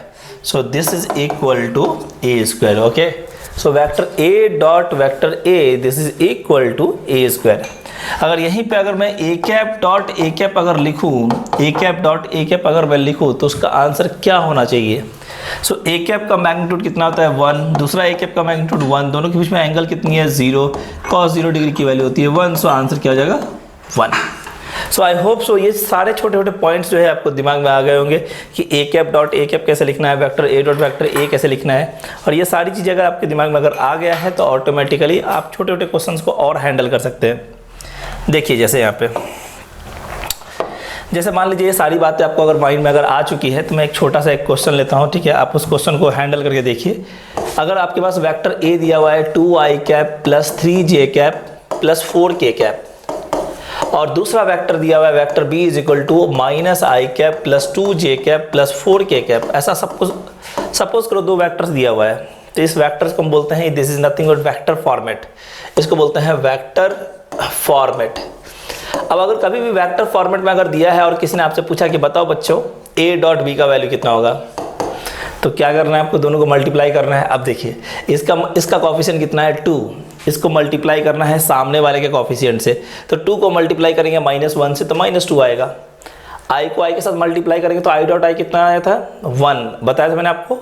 I dot जे करेंगे तो कितना आएगा 0, आई डॉट के करेंगे तो कितना आएगा 0। तो क्या हम ऐसा बोल सकते हैं कि सेम डायरेक्शन वाले कोफिशिएंट को सेम डायरेक्शन वाले कोफिशिएंट से केवल मल्टीप्लाई करना चाहिए, क्योंकि दूसरे वाले से मल्टीप्लाई करेंगे तो ऑटोमेटिकली क्या हो जाएगा 0 हो जाएगा। तो simply you can say that कि 2 × -1 यानी कि आई को आई के साथ मल्टीप्लाई कीजिए, आई का कोफिशिएंट कितना है 2 और आई का कोफिशिएंट यहाँ पे कितना है -1, तो I can write like this 2 × -1। Similarly यहाँ पे क्या लिख सकते हैं, जे को जे के साथ मल्टीप्लाई करना है तो 3 × 2 और के को के के साथ मल्टीप्लाई करना है तो 4 × 4। आप इसका देखिएगा आंसर तो ये हो जाएगा -2 + 6 + 16 22 - 2 20। सो ये एक स्केलर नंबर आया है, it is just a number. Okay, इसका कोई लेना देना नहीं है डायरेक्शन से, तो इसको हम बोलते हैं कि डॉट प्रोडक्ट का आउटपुट हमेशा क्या रहता है, स्केलर रहता है। ओके, तो इस तरह के क्वेश्चन अगर आपको आएंगे तो आप हैंडल कर सकते हैं। बहुत सारे इसके एप्लीकेशंस भी है, तो क्या एप्लीकेशन से मैं आपको आगे समझाऊंगा, बट आपको यहाँ तक बात समझ में आ गई होंगी। ओके, नेक्स्ट है आपका क्रॉस प्रोडक्ट या वेक्टर प्रोडक्ट। बताइए हम क्रॉस प्रोडक्ट का इस्तेमाल कब करते हैं। मैंने आपको बताया था कि दो वेक्टर्स अगर आपके पास गिवन है ए और बी, तो इन दोनों वेक्टर का आउटपुट क्या आने वाला है मल्टीप्लाई करने पे, वेक्टर। अगर वेक्टर आउटपुट आने वाला है तो उसको हम बोलेंगे वेक्टर प्रोडक्ट या cross product. So I can say that a cross b, this is going to give me vector value. कुछ तो वेक्टर आएगा, लेट्स से दैट वो वेक्टर क्या है, वेक्टर सी। अब जो वेक्टर आउटपुट वेक्टर आता है उसके दो चीज होती है, एक क्या होती है, एक मैग्नीट्यूड होती है और एक दूसरा क्या रहेगा बेटा, direction. So magnitude and direction, what is the magnitude, what is direction right now. So a cross b का जो मैग्नीट्यूड पार्ट है तो उसको हम लोग लिखेंगे mod of A cross b, और ए क्रॉस बी को सी वेक्टर से डिनोट किया है मैंने। तो अगर ए क्रॉस बी का मैग्नीट्यूड निकालेंगे तो इसका मतलब क्या हो गया, सी का मैग्नीट्यूड निकालना। तो अगर कोई पूछे सी वेक्टर जो आउटपुट आने वाला है उसका मैग्नीट्यूड कितना है, तो आपका आंसर क्या होगा, इसका मैग्नीट्यूड है a × b × sine of theta. इसका मैग्नीट्यूड कितना है, a × b × sine of theta.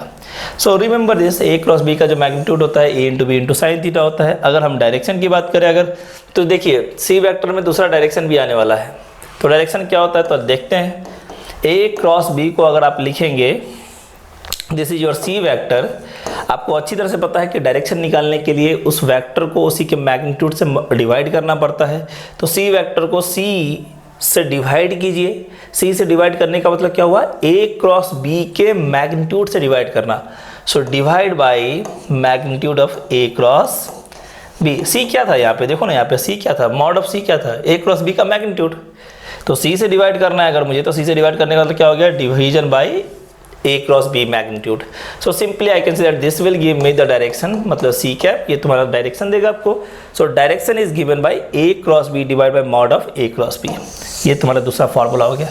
सो ये दोनों ही फार्मूले को अपने आपको ध्यान में रखना है। इन दोनों फार्मूले को ध्यान में रखोगे ऑटोमेटिकली आपको क्रॉस के जो है न्यूमेरिकल बेस्ड क्वेश्चन जो होंगे, magnitude values based question automatically बन जाएंगे।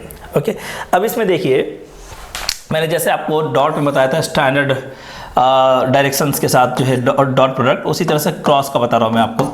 अगर मैं बोलूँ आई क्रॉस आई, तो सबसे पहले आप समझिए कि ए क्रॉस बी निकालने के लिए क्या फॉर्मूला यूज़ किया था। मैं फिर से यहाँ लिख देता हूँ, ए क्रॉस बी के लिए फॉर्मूला क्या यूज़ किया था बेटा, ए क्रॉस बी अगर निकालना है तो लिखोगे a × b × sine theta and direction something direction. ये डायरेक्शन के बारे में आपको एक बात बता दूँ कि ये डायरेक्शन हमेशा perpendicular to the plane containing vector a and b होता है। So this is nothing but perpendicular to plane containing vector a and vector b। Vector a और वेक्टर b जिस प्लेन में कंटेन करेगा उस प्लेन के perpendicular direction को show करेगा a क्रॉस b। अब ये जो n कैप है, उस n कैप को जो है अगर आपको n कैप अगर निकालना है अगर, तो कैन यू से दैट कि n cap is always perpendicular to vector a। Of course, अभी मैंने क्या बताया आपको, ये डायरेक्शन क्या होता है, which is perpendicular to the plane containing vector a and b। So A पे भी परपेंडिकुलर होना चाहिए, B पे भी होना चाहिए, और A और B जिस प्लेन में है उस प्लेन के सारे वेक्टर्स पे A क्रॉस B परपेंडिकुलर होगा। So simply I can say that n cap is perpendicular to vector A, n cap is perpendicular to vector B। n cap क्या है, A क्रॉस B का direction. n cap perpendicular to A, n cap perpendicular to B, n cap is perpendicular to any vector formation with the help of A and B। So A और B के help से कोई भी vector का formation करो। आप बोल सकते हो सर 2A + 3B इस पे भी होगा क्या, यस ऑफ कोर्स, क्योंकि 2a प्लस 3 भी उसी प्लेन में होगा जिस प्लेन में वेक्टर a है, जिस प्लेन में वेक्टर b है। सो 2a प्लस 3b भी उसी प्लेन में होगा, उस प्लेन के परपेंडिकुलर डायरेक्शन को शो कौन करेगा, एन कैप। अब देखिए यहाँ पे आई क्रॉस आई की बात करना चाहते थे अपन, तो आई क्रॉस आई की बात करेंगे। देखो पहले का मैग्नीट्यूड लिखो आप 1, दूसरे का मैग्नीट्यूड लिखो 1, दोनों के बीच में एंगल लिखिए। बताइए एंगल कितना होगा आई क्रॉस आई में? एंगल की वैल्यू होंगी 0 डिग्री, क्योंकि वो सेम डायरेक्शन को रिप्रेजेंट करता है I cross I. So I can say that this is nothing but sine of 0 and some direction N cap. See here sine 0 की वैल्यू कितनी होती है आप सबको मालूम है, साइन 0 की वैल्यू होती है 0। तो I can say this will give you null vector, मतलब दो सेम डायरेक्शन में होगा तो नल वेक्टर देगा। अच्छा सोचिए, एक वेक्टर अगर राइट में है, आई कैप राइट में है और माइनस आई कैप लेफ्ट में है, एक दूसरे के रिवर्स में, क्या इसको हम एंटी पैरेलल बोल सकते हैं? Yes right. So anti parallel अगर बोलेंगे तो दोनों के बीच में कितना एंगल होगा? आई कैप और माइनस आई कैप के बीच में कितना एंगल होता है? जस्ट देखो यहाँ पे, ये आई कैप है और ये माइनस आई कैप, कितना एंगल होगा बेटा? 180 डिग्री होगा। तो 180 का वैल्यू भी कितना होता है? Sine 180 is equal to 0। So I can say that 1 into sine 180 और डायरेक्शन क्या हो जाएगा? N cap something. Okay, so 1 into sine 180 का value again 0। So I can say that this is equal to 0। Conclusion part क्या है वो बताता मैं आपको। ए क्रॉस बी का वैल्यू 0 है, ए क्रॉस बी का वैल्यू 0 है। बताना कब होगा 0? क्या हम बोल सकते हैं कि vector A must be perpendicular, must be parallel to vector B, या A vector is antiparallel to vector B? तो इसके दो कंक्लूजन निकल के आ जाएंगे। Vector A is parallel to vector B और vector A is antiparallel to vector B. तो बात तो समझ में आ गई कि कोई भी दो वेक्टर अगर पैरेलल है या कोई भी दो वेक्टर अगर एक दूसरे के अपोजिट अगर है, अपोजिट वेक्टर से, तो उन दोनों का क्रॉस हमेशा 0 होता है। यही वजह है कि कभी भी अगर आपसे कोई पूछे कि बताओ बेटा आई क्रॉस आई कितना होगा, तो आंसर क्या होगा आपका? 0। कभी कोई पूछे जे क्रॉस जे कितना होगा, तो आंसर क्या होगा? 0। के क्रॉस के कितना होगा, तो आंसर क्या होगा? 0। So always remember I cross I 0, J cross J 0, K cross के वो भी क्या हो जाएगा? 0। सो इन सब का वैल्यू हो जाएगा 0। छोटी छोटी बातें हैं, you have to remember all this points. Okay okay, now अगर कोई दो वेक्टर अगर दिया हुआ है, अगर आपको वेक्टर फॉर्मेट में, ठीक है, सो अगर कोई दो वेक्टर दिया हुआ, सपोज करो अगर आपको दिया हुआ है कि वेक्टर ए है 2i cap plus 3j cap minus 4k cap, और वेक्टर बी दिया हुआ है आपको i cap minus j cap plus 2k cap, कुछ भी दिया जा सकता है। दो वेक्टर अगर आपको दिया हुआ है तो दो वेक्टर का क्रॉस कैसे निकालेंगे? इसको बोलते हैं वेक्टर फॉर्मेट। इसके पहले वाला जो फॉर्मेट था वो क्या था? Magnitude format. अभी कौन सा है? Vector format. अब जल्दी से बताइए, वेक्टर फॉर्मेट में अगर ए क्रॉस बी करना है तो मुझे क्या करना चाहिए? तो सिंपल, ए क्रॉस बी करने के लिए सिंपल करो, ए क्रॉस बी के लिए डिटर्मिनेंट मेथड का इस्तेमाल करना पड़ता है। How can I do that? बताइए जल्दी से, कौन कौन सा कंपोनेंट है? आई जे के है ना। पहला वेक्टर क्या है? ए। तो पहला वेक्टर अगर ए है तो जल्दी से सबको बताओ, ए का आई का कोफिशिएंट कितना है? 2, जे का कितना है? 3 और के का कितना है? -4। कहने से 2 3 -4। पहले वेक्टर का काम हो चुका है। अब आते हैं दूसरे वेक्टर पे। दूसरे वेक्टर का कोफिशिएंट कितना है? आई का 1, ये कितना हो गया? -1, ये कितना हो गया? 2। इसका डिटर्मिनेंट निकालिए, automatically can get the answer. चलिए देखते हैं फटाफट कि डिटर्मिनेंट कैसे निकालते हैं। तो डिटर्मिनेंट निकालने के लिए ट्रिक बताता हूं मैं आपको, ध्यान रखिए आप उस ट्रिक को। पहले आई जे के ये तीन ही कंपोनेंट आना है ना आपको, तो आई कैप लिखिए, बीच में लिखिए माइनस जे कैप, बीच वाले को हमेशा माइनस दीजिए आप, बीच वाले को माइनस जे कैप और तीसरे वाले को के कैप। तो हमारे पास तीन कॉफिशिएंट आने वाले हैं, एक आई कैप का, एक माइनस जे कैप का और के कैप का। आई कैप का कॉफिशिएंट अगर निकालना है अगर, तो ये जिस कॉलम को और जिस रो को एसोसिएट करता है उसको छोड़ दीजिए। कौन से नंबर्स बचे आपके पास? फर्स्ट नंबर 3 है और इसको क्रॉस मल्टीप्लिकेशन करना है सामने वाले के साथ। तो 3 × 2 कितना हो जाएगा? 6, -1 × -4 कितना होगा? +4। तो 6 माइनस इन दोनों नंबर को मल्टीप्लाई कीजिए, 6 माइनस कितना हो जाएगा? 4। तो 6 - 4 कितना होता है? तो 6 - 4 2 हो जाएगा। सो this is nothing but 2i cap, simple. Minus J cap के बारे में अगर बात करनी है तो उस समय क्या करेंगे बेटा? उस समय आप इनको, यानी कि जिस कॉलम से एसोसिएट होगा और जिस रो से एसोसिएट होगा उसको लीव कर दो। तो क्या बचेगा आपके पास? 2 - 4 1 2। अब मुझे क्रॉस मल्टीप्लिकेशन करना है, करो तो। 2 × 2 कितना आएगा? 4। 1 × -4 कितना आएगा? -4। सो 4 - -4 हाउ मच? 8। सो इसको करके देखना आप लोग, तब आपको ज़्यादा से समझ में आएगा। तो ये इसका कॉफिशिएंट 8 आएगा। के कैप के बारे में बात करेंगे तो बहुत ही सिंपल है। के कैप के बारे में अगर बात करना है आपको तो इसको और इसको लीव कीजिए, आपको बचेगा 2 3 1 -1। सो 2 into -1 how much, -2। 3 into 1 3 -2 -3 how much, -5। So I can right it here -5। सो मेरे पास जो आंसर आएगा A क्रॉस B का जो आंसर आने वाला है वो क्या आने वाला है बेटा, 2i cap -8j cap -5k cap. इस डिटर्मिनेंट मेथड का यूज करके कभी भी आप A क्रॉस B निकाल सकते हो। It is not a big deal, बहुत ही सिंपल है। कभी कोई पूछे कि इसका मैग्नीट्यूड बताओ तो वो तो आपको निकालने आता है ना। मैग्नीट्यूड कैसे निकालते हैं, हमेशा बहुत सिंपल है मैग्नीट्यूड निकालना। अगर i j k के टर्म में दिया हुआ है तो i का कॉफिशिएंट कितना है 2, j का कितना है -8, k का कितना है -5, तो आपको क्या लिखना चाहिए, i के कॉफिशिएंट का स्क्वायर, j के कॉफिशिएंट का स्क्वायर और k के कॉफिशिएंट का स्क्वायर। जब आप इसको स्क्वायरिंग करके ऐड करोगे तो automatically you can get the value of magnitude. 4 64 तो 68 हो गया और ये 25 तो 68 25 कितना हो जाएगा 93 होगा आई गेस। कैलकुलेशन अगर मिस्टेक होगा तो आप देख लेना। ओके सो मेरे हिसाब से √93 आना चाहिए। So mod of A cross B आ गया। कोई पूछे अगर आपको डायरेक्शन क्या है इसका, A क्रॉस B जो आपने निकाला है उसका डायरेक्शन क्या है, तो डायरेक्शन निकालने का सिखाया था मैंने आपको, C कैप निकालना है। तो कैसे निकालते हैं बेटा, A क्रॉस B लिखिए और नीचे डिवाइड कीजिए उसके मैग्नीट्यूड से। याद आया क्या, तो A क्रॉस B ऑलरेडी मेरे पास है, कितना है मेरे पास 2i cap -8j cap -5k cap और डिवाइड करेंगे कितना √93 से। तो I can say that this is nothing but the direction. तो इस तरह से आप मैग्नीट्यूड एंड डायरेक्शन सब कुछ निकाल सकते हैं। अगर i j k के फॉर्मेट में दिया हो, मतलब वेक्टर फॉर्मेट में अगर आपको दिया हो तो आप हमेशा इस तरीके का इस्तेमाल करो, automatically you can get the answer. Okay next, अगर मैं देखिए अगर डॉट प्रोडक्ट का एप्लीकेशन क्या है तो सबसे पहले फर्स्ट नंबर एप्लीकेशन से आते हैं तुरंत फटाफट। सो एप्लीकेशन नंबर 1 अगर हम देखना चाहते हैं तो फाइंडिंग वर्क डन को फाइंड करने के लिए इसका इस्तेमाल किया जाता है। तो वर्क डन को फाइंड करने के लिए किस तरह से इस्तेमाल करते हैं, देखिए आइए यहाँ पे वर्क डन का मतलब होता है फोर्स डॉट डिस्प्लेसमेंट। ये फॉर्मूला याद रखिए, जो मैं बोल रहा हूँ फॉर्मूला याद रखिए, automatically you can get the value. अगर आपको वर्क डन फाइंड करना है तो F दिया रहेगा, डेल्टा R निकालना रहेगा, F और डेल्टा R को मल्टीप्लाई करेंगे, डॉट करेंगे, automatically can get the answer. छोटा सा एग्जांपल ले लेता हूं मैं। मान लीजिए एक पार्टिकल यहाँ पे है, ये पार्टिकल यहाँ से आ गया। लेट्स से दैट इसका कोऑर्डिनेट 1, 2, 3 है और इसका कोऑर्डिनेट -1, 2, -5 है, ऐसा दिया हुआ है और 1 पॉइंट से सेकेंड पॉइंट पे गया। तो डिस्प्लेसमेंट वेक्टर निकालना है। तो कैसे बताया था मैंने आपको डिस्प्लेसमेंट वेक्टर निकालना, R final minus R initial. याद करो अगर ये फाइनल डेस्टिनेशन है अगर तो ये हो जाएगा R फाइनल, ये इनिशियल डेस्टिनेशन है तो ये हो जाएगा R initial. Can I say that displacement R final minus R initial होता है। तो R फाइनल का वैल्यू बताओ जल्दी से, -1, 2, -5। तो I can write like this, R final vector minus R initial vector. Final vector sir है -1i cap +2j cap -5k cap, ये ऐसा है।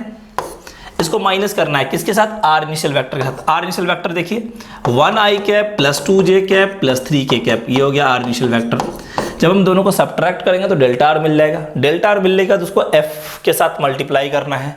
F वेक्टर दिया रहता है तो जैसे फॉर एग्जांपल F वेक्टर मान लीजिए i cap +2j cap +3k cap, ये F वेक्टर है।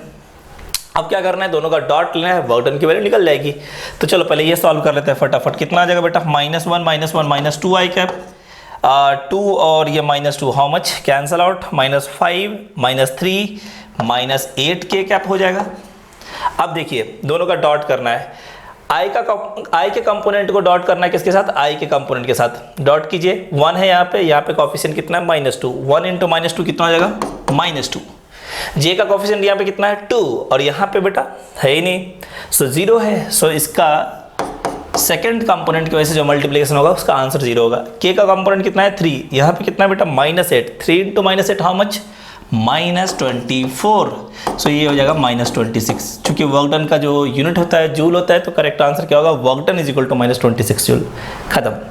तो इस तरीके से आपको क्वेश्चन पूछा जा सकता है। ये क्वेश्चन केवल नीट में नहीं बल्कि JEE मेंस में भी पूछा गया है और पूछा जा सकता है फिर से, क्योंकि ये क्वेश्चन जो है वो इजी भी क्वेश्चन है एंड टेक्निकली जो है वो अच्छा क्वेश्चन है। सो वर्क डन निकालने का तरीका क्या होता है, F dot delta R, that's it, simple. अगर मैं इसका दूसरा अगर देखूँ अगर तो दूसरा एप्लीकेशन क्या है, सो दूसरा एप्लीकेशन है finding instantaneous power. Instantaneous power find करने के लिए आप इसका इस्तेमाल कर सकते हैं। हाउ, सो पावर का जो है फॉर्मूला याद रख लीजिए आप, फोर्स डॉट वेलोसिटी होता है। सो क्या हमें फोर्स दिया रहेगा? यस। क्या हमें वेलोसिटी प्रोवाइड की गई रहेगी? यस। ये दोनों दिया रहेगा तो आपको करना क्या है बेटा? एफ डॉट वी करना है, automatically you can get the value of power. वो पावर आपका जो होगा वो इंस्टेंटेनियस पावर होगा, क्योंकि आप जो यहाँ पे वेलोसिटी वेक्टर डालने वाले हैं ना, फोर्स वेक्टर जो डालने वाले हैं, फोर्स वेक्टर वो इंस्टेंटेनियस होगा, वेलोसिटी वेक्टर भी इंस्टेंटेनियस होगा, दोनों वेक्टर फॉर्मेट में दिया रहेगा, दोनों का डॉट कीजिए, automatically you can get the power. तो मैं इस पे क्वेश्चन नहीं ले रहा हूँ, क्योंकि आप जानते हो कि इस पे सिर्फ और सिर्फ क्या करना है? डॉट प्रोडक्ट करना है। नेक्स्ट है finding angle between two vectors. ये बड़ा इंपॉर्टेंट है, बहुत बार क्वेश्चन पूछा भी जाता है। तो इस तरह का क्वेश्चन अगर पूछा जाए तो बहुत आसान तरीके से कर सकते हो। कैसे? ए डॉट बी का फॉर्मूला क्या बताया था मैंने? याद करो, A into B into cos theta, यही बताया था ना मैंने आपको। You have to find theta. Theta find करने के लिए क्या करेंगे बेटा? कॉस थीटा को यहाँ रहने दो। क्या हम इन दोनों को नीचे लेकर के आएंगे डिनोमिनेटर में? तो ये हो जाएगा A dot B divide by A B. लो, दो वेक्टर दिया रहेगा, दोनों को डॉट कर देना, पहले वेक्टर का मैग्नीट्यूड यहाँ पे लिख देना, दूसरे वेक्टर का मैग्नीट्यूड लिख देना, ये प्रोसेस कर लो, automatically can get the value of cos theta. Cos theta की वैल्यू मिलते ही थीटा निकाल लोगे। सपोज करो कि ये करने के बाद कॉस थीटा की वैल्यू आई 1/2, बताओ तुम्हारा आंसर क्या होगा? Theta is equal to 60 degree. Cos theta की वैल्यू 1/2 तो theta is equal to 60 degree. मान लो ये प्रोसेस करने के बाद कॉस थीटा की वैल्यू आई 1/3, तो थीटा की वैल्यू कितनी होगी भाई? 1/3 के बारे में तो हमें नहीं पता तो थीटा की वैल्यू कॉस इनवर्स, उसको उस साइड ले जाइए, कॉस इनवर्स 1/3। तो ये दो कैटेगरी का मिलेगा। कभी कभी आपको मिलेगा नोन वैल्यू तो एंगल लिख लोगे आप, अननोन वैल्यू मिलेगा तो आप theta is equal to cos inverse, जो अननोन वैल्यू है वो लिख दो। तो आप, मुझे लगता है कि आप ये भी समझ गए होंगे कि दो वेक्टर्स के बीच में एंगल कैसे फाइंड आउट करते हैं। इसका एक छोटा सा एग्जांपल लेंगे तो आपको और ज़्यादा अच्छे से क्लैरिटी आएगी। मान लीजिए कोई बोला A I cap plus 2 j cap plus 3 k cap, ये एक वेक्टर है जो कि स्पेस में है। दूसरा वेक्टर लेते हैं माइनस आई cap plus j cap plus 2 k cap, ये दूसरा वेक्टर है जो कि स्पेस में है। अब किसी ने पूछा बताओ ये दोनों वेक्टर स्पेस में है, दोनों के बीच में एंगल कितना होगा? तो अगर आपको एंगल पूछा गया है तो आपको क्या सोचना चाहिए? पहले दिमाग में आना चाहिए, अच्छा एंगल पूछा गया है, इसका मतलब डॉट लेना पड़ेगा। तो एंगल पूछा गया तो क्या ऐसे डायरेक्टली अपने माइंड में बोलेंगे कि सर ने बताया था कि cos theta is equal to a dot B divide by A b, ऐसा बोल सकते हैं? Of course a dot b करने में आपको हार्डली 10 सेकेंड लगेगा। 1 into -1 2 into 1 2 -1 plus 2 how much plus 1, और 3 into 6 plus 1 7। So I think so ये 7 आएगा ऊपर में a डॉट बी करने पे। और मैग्नीट्यूड ऑफ a लिखना है तो a का मैग्नीट्यूड कितना होगा बेटा? देखो अंडर रूट ऑफ 1 का स्क्वायर 2 का स्क्वायर 4 प्लस 1 5, और ये हो जाएगा 9 14 रूट 14 आएगा। नीचे से करके देखिए 1 1 4 6, सो रूट 6 आ जाएगा। आई होप सो इसका कुछ आंसर तो आपको आने वाला है नहीं, मतलब एग्जैक्ट वैल्यू आने वाला है नहीं। सो आप आंसर जो देखोगे ऑप्शन में वो आपको मिलेगा कॉस इनवर्स ऑफ 7 अपॉन, कभी कभी रूट 14 रूट 6 लिखा रहेगा, और कभी कभी इसको मल्टीप्लाई करके दिया रहेगा under root of 84। I think so कि आप इस तरह से एंगल निकाल सकते हो। तो डॉट प्रोडक्ट का ये भी एप्लीकेशन, ये तो बहुत जगह काम करता है। So you have to remember this. इसमें कोई गलती करोगे तो आपको बहुत सारे क्वेश्चंस नहीं बनेंगे आपसे। ओके, नेक्स्ट अगर हम देखें अगर, तो नेक्स्ट है आपका finding projection of one vector in the direction of other. ये सबसे इंपॉर्टेंट प्रॉपर्टीज है इसका, सबसे इंपॉर्टेंट एप्लीकेशन है। इस एप्लीकेशन में क्या करते हैं, देखो यहाँ पे ये वेक्टर ए है और ये वेक्टर बी है। मैंने पूछा वेक्टर बी का कंट्रीब्यूशन ए के डायरेक्शन में कितना है, वेक्टर बी का कंट्रीब्यूशन ए के डायरेक्शन में कितना है। तो वेक्टर बी को ना घुमाओ ए के डायरेक्शन में, ऐसा ये घुमाओ ऐसा, तो ये एंगल कुछ ना कुछ होगा ना। मान लेते हो वो एंगल बी है, सॉरी एंगल कितनी है, थीटा है। तो कैन आई से दैट कि बी को अगर हम ऐसा घुमाएंगे तो इधर जो बी का कंपोनेंट आएगा वो कंपोनेंट को हम लोग बोल सकते हैं बी कॉस थीटा। याद करो मैंने ये सारी चीजें पहले भी बताई थी आपको कि जिस वेक्टर के साथ अगर जिस लाइन के साथ एंगल दिया होता है उसमें कंपोनेंट निकालना बड़ा आसान है। जैसे मैं एक छोटा सा और एग्जांपल ले लेता था कि आपको क्लैरिटी आ जाए। अगर ये आर है और ये एंगल कितना है, अल्फा है, तो इसके दो कंपोनेंट होते हैं, याद है। एक्स एक्सिस के साथ अगर एंगल दिया हुआ है तो कॉस लीजिएगा, जिसके साथ एंगल नहीं दिया रहता है उस कंपोनेंट को साइन से डिनोट करते हैं। तो एक्स के साथ एंगल दिया हुआ तो ये कंपोनेंट कितना हो जाएगा बेटा, आर कॉस अल्फा। वाई के साथ एंगल नहीं दिया हुआ है तो इस कंपोनेंट को हम बोलेंगे r sine alpha. So remember this, जिस लाइन के साथ एंगल दिया हुआ है, जिस लाइन के साथ एंगल दिया हुआ है उस लाइन के साथ मैग्नीट्यूड कितनी है इसकी, बी। अगर आप उतना एंगल घुमाएंगे तो b का जो कंपोनेंट आएगा, जो प्रोजेक्शन आएगा, उसकी वैल्यू होंगी b cos theta. So b cos theta is nothing but vector b का projection in the direction of vector b। तो कैन आई से दैट कि ये मेरा ऐसा कुछ हो गया। फाइंडिंग प्रोजेक्शन मतलब projection of one vector, which vector I am talking about, projection of vector b, I am talking about vector b, projection of vector b, projection of one vector in the direction of other। कौन सा भैया, दूसरा direction कौन सा है, a vector. So vector b का projection vector a के direction में आना है, तो आंसर कितना हुआ, b cos थीटा। तो देखिए इस b cos थीटा को क्या आप ऐसा भी लिख सकते थे बेटा, b dot a divide by a। देखो पहले सही से समझ लो, b dot a divide by a। b dot A को क्या लिखेंगे, b इंटू ए इंटू कॉस थीटा, और डिवाइड बाई ए किया आपने, a से a कैंसिल होगा, क्या b cos थीटा फिर से मिल गया। इसका मतलब b cos थीटा को अगर हम डॉट प्रोडक्ट के टर्म में लिखना चाहेंगे अगर, तो क्या लिखेंगे, b dot a divide by a। इसको और सिंप्लीफाई कर देता मैं आपके लिए, वेक्टर a अपॉन a, याद करो कल के लेक्चर्स में, मतलब जो मैंने आपको इसके पहले वाला वीडियो में बताया आपको, वो vector a divide by a का मतलब क्या होता है, a cap. Vector a divide by a का मतलब a कैप। तो can I say that vector b dot a cap, ऐसा बोल सकते हैं। अब इसको रीड करते हैं दोबारा और तब आपको क्लैरिटी से समझ में आएगा। प्रोजेक्शन ऑफ वन वेक्टर, कौन सा वेक्टर का प्रोजेक्शन निकाल रहे थे, b का। So projection of one vector in the direction of other, दूसरा कौन सा वेक्टर है जिसका डायरेक्शन में निकालना है, a। तो projection of one vector in the direction of other, तो प्रोजेक्शन ऑफ वन वेक्टर मतलब b वेक्टर, डायरेक्शन अदर का डायरेक्शन क्या है, a कैप। तो b वेक्टर को डॉट कीजिए a कैप जिसके डायरेक्शन में निकालना है, डॉट कीजिए, automatically can get the answer.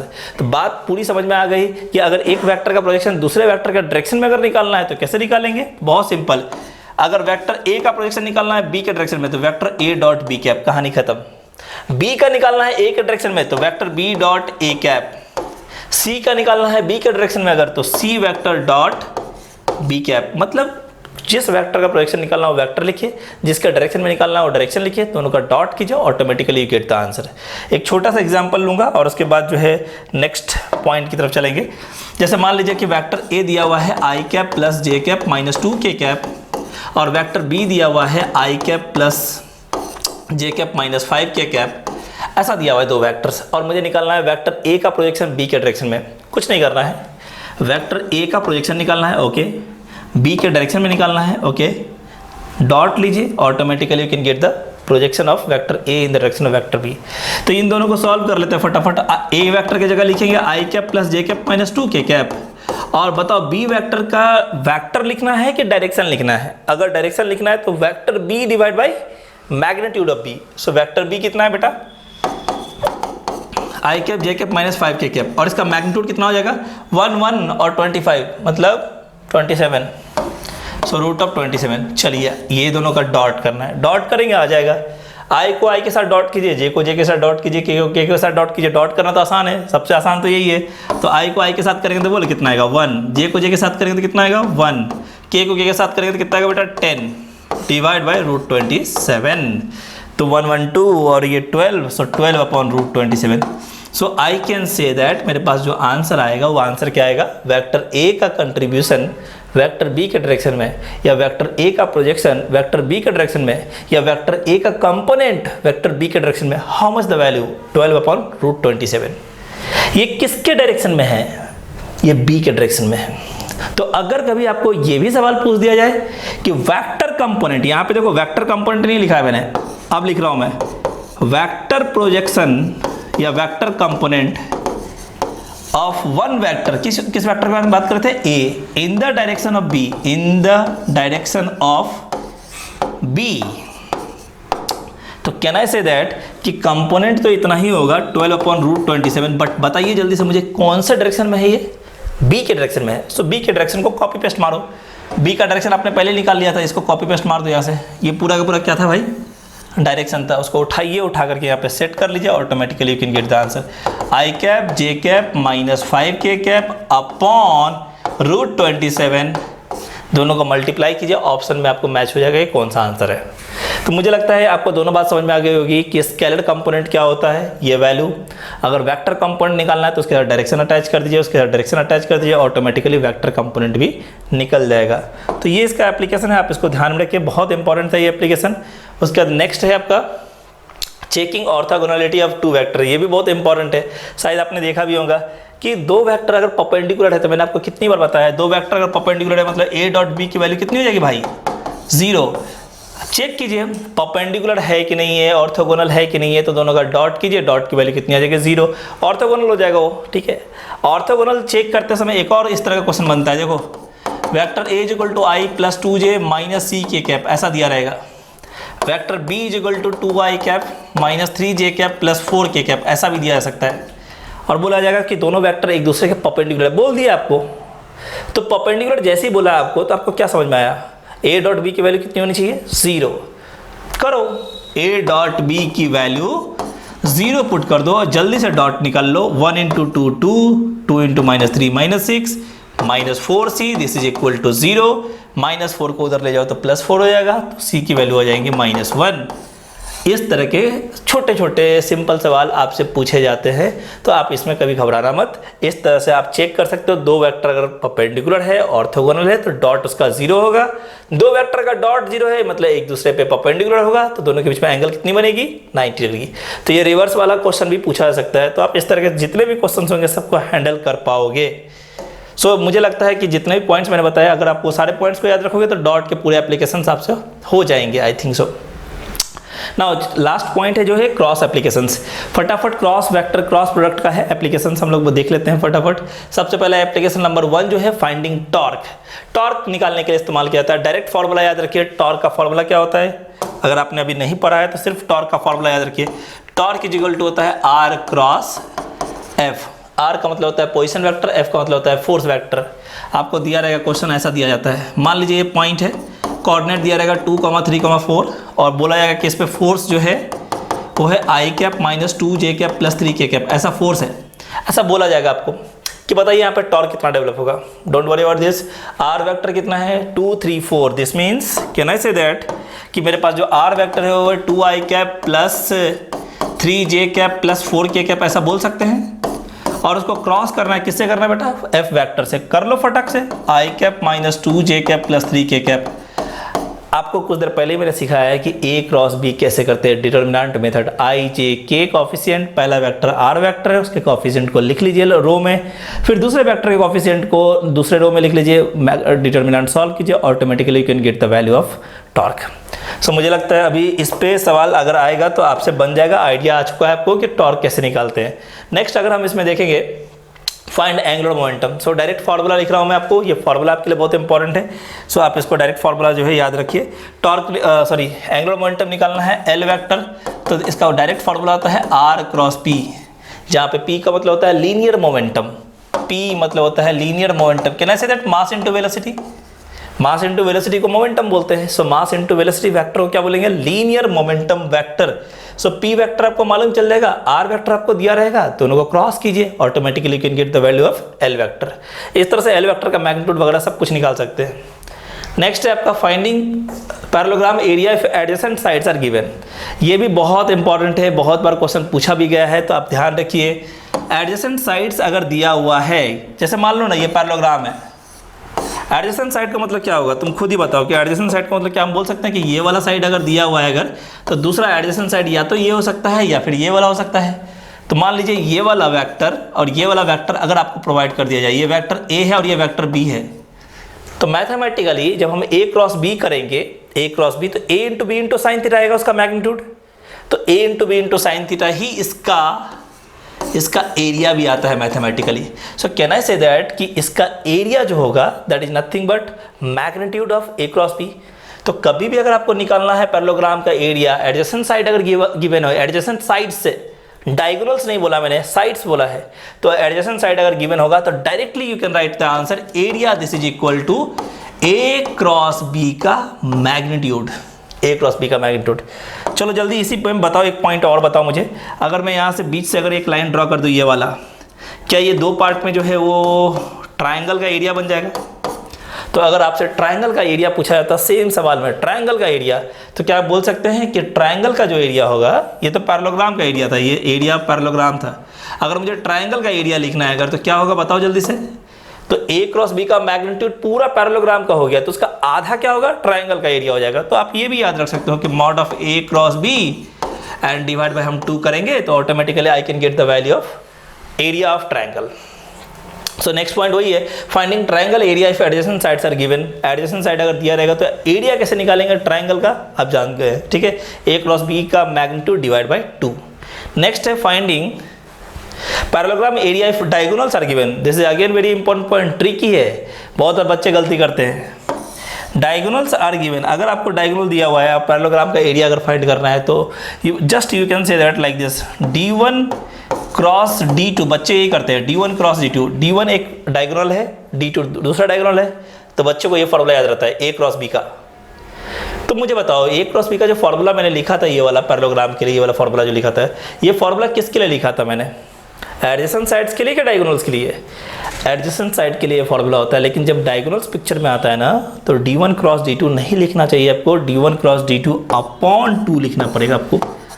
ये किसका एरिया है बेटा? पैरेललोग्राम का एरिया है, लेकिन इस बार क्या दिया हुआ है? एडजेसेंट साइड नहीं दिया हुआ है, इस बार आपको डायगोनल्स प्रोवाइड किया हुआ है। डायगोनल्स प्रोवाइड किया रहेगा तो उसका डायरेक्ट आंसर होता है d1 क्रॉस d2 का magnitude divide by 2, simple. Okay, so remember this fact also. Okay, next application है आपका, लास्ट एप्लीकेशन में बता रहा हूँ, finding linear velocity and acceleration vector. Linear velocity, जब एंगुलर दिया रहेगा तो लीनियर वेलोसिटी कैसे लिखेंगे, तो ऐसे क्वेश्चन भी पूछे जा सकते हैं। जस्ट मैं फॉर्मूला आपको फिर से बता रहा हूँ। वी वेक्टर अगर आपको पूछा गया तो इसका मतलब होता है omega cross r. V vector का मतलब हो गया वेलोसिटी वेक्टर, आपको प्रोवाइड क्या किया रहेगा, एंगुलर वेलोसिटी वेक्टर प्रोवाइड किया जाएगा, पोजीशन वेक्टर प्रोवाइड किया जाएगा। तो आप इस फॉर्मूला का यूज करके वी वेक्टर निकाल सकते हैं।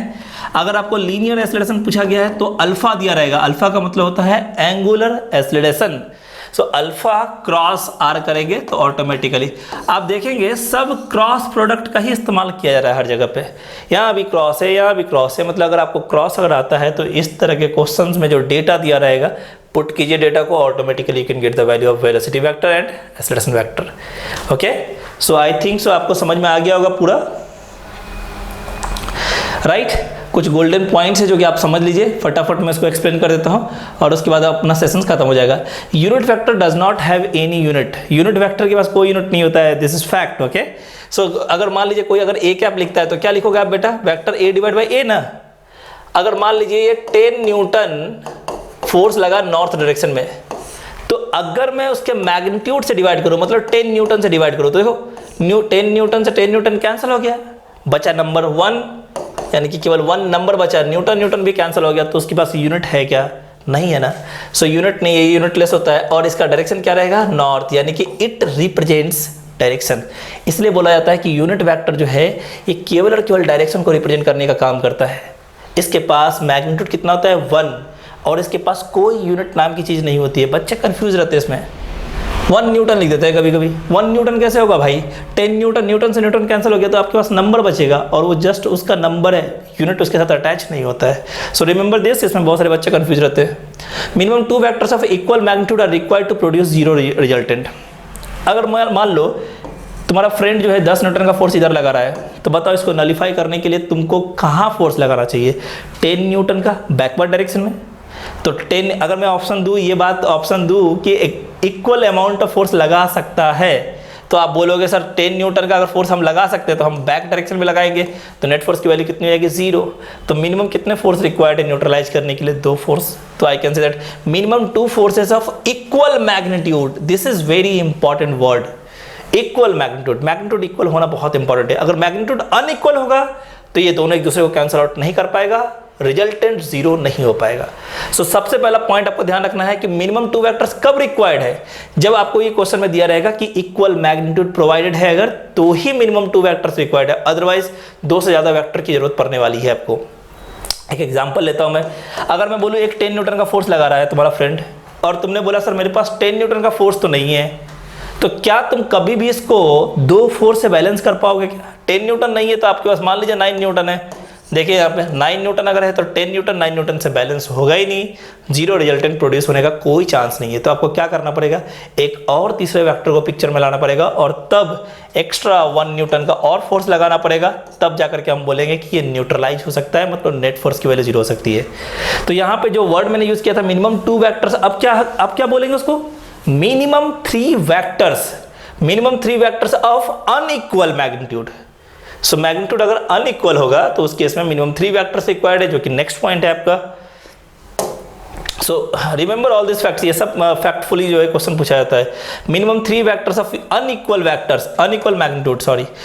Magnitude in a plane are required to neutralize या required to produce zero resultant. Okay, so zero resultant produce करने के लिए मिनिमम 3 वेक्टर्स की रिक्वायरमेंट होती है। आखिरी पॉइंट आप समझिए कि अगर ये आपका प्लेन में है तो ऐसा हुआ, अगर स्पेस में रहेगा तो कैसा होगा। जैसे मैं एक छोटी सी बात बताता हूँ, जैसे ये बोर्ड है, इस बोर्ड पे अगर मान लीजिए एक वेक्टर ऐसा है, दूसरा वेक्टर ऐसा है और तीसरा वेक्टर ऐसा है, ए वेक्टर, बी वेक्टर और सी वेक्टर है, तीनों मिलकर के एक दूसरे को न्यूट्रलाइज कर दिया, जो कि ये वाला पॉइंट बोलता है minimum 3 vectors are required to produce zero resultant हो गया। लेकिन आप सोचिए कि अगर ये सी वेक्टर भाई साहब उसी प्लेन में नहीं होते तो क्या ये ए और बी का इम्पैक्ट, यानी कि जो इफेक्ट आने वाला था, ए और बी का जो इफेक्ट आने वाला था, क्या उसको नलीफाई कर पाता।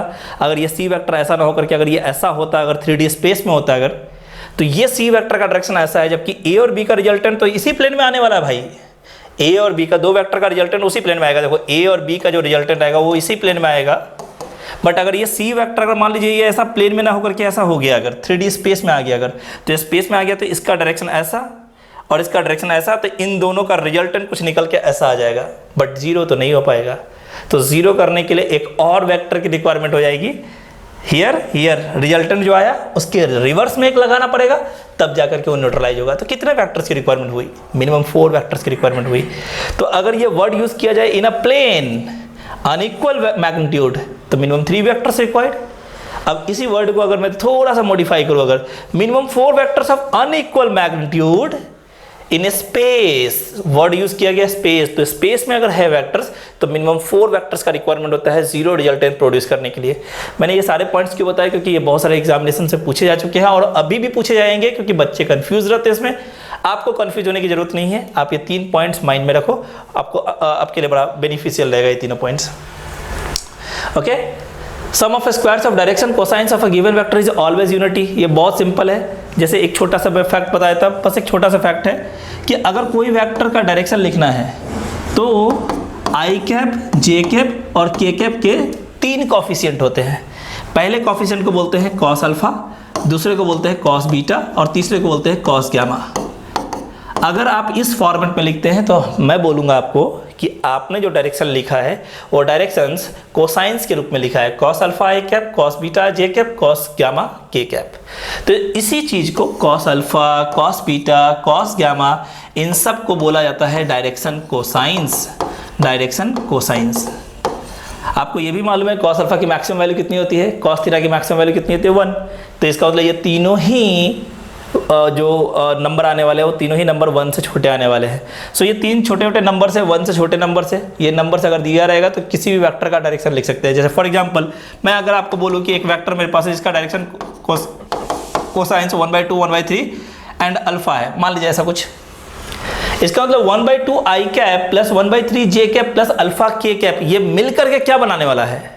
डायरेक्शन। तो डायरेक्शन बनाने वाला तो आई कैन से 1/2 आई कैप, 1/3 जे कैप और अल्फा के कैप, ये पूरा मिल करके मुझे क्या देने वाला भाई?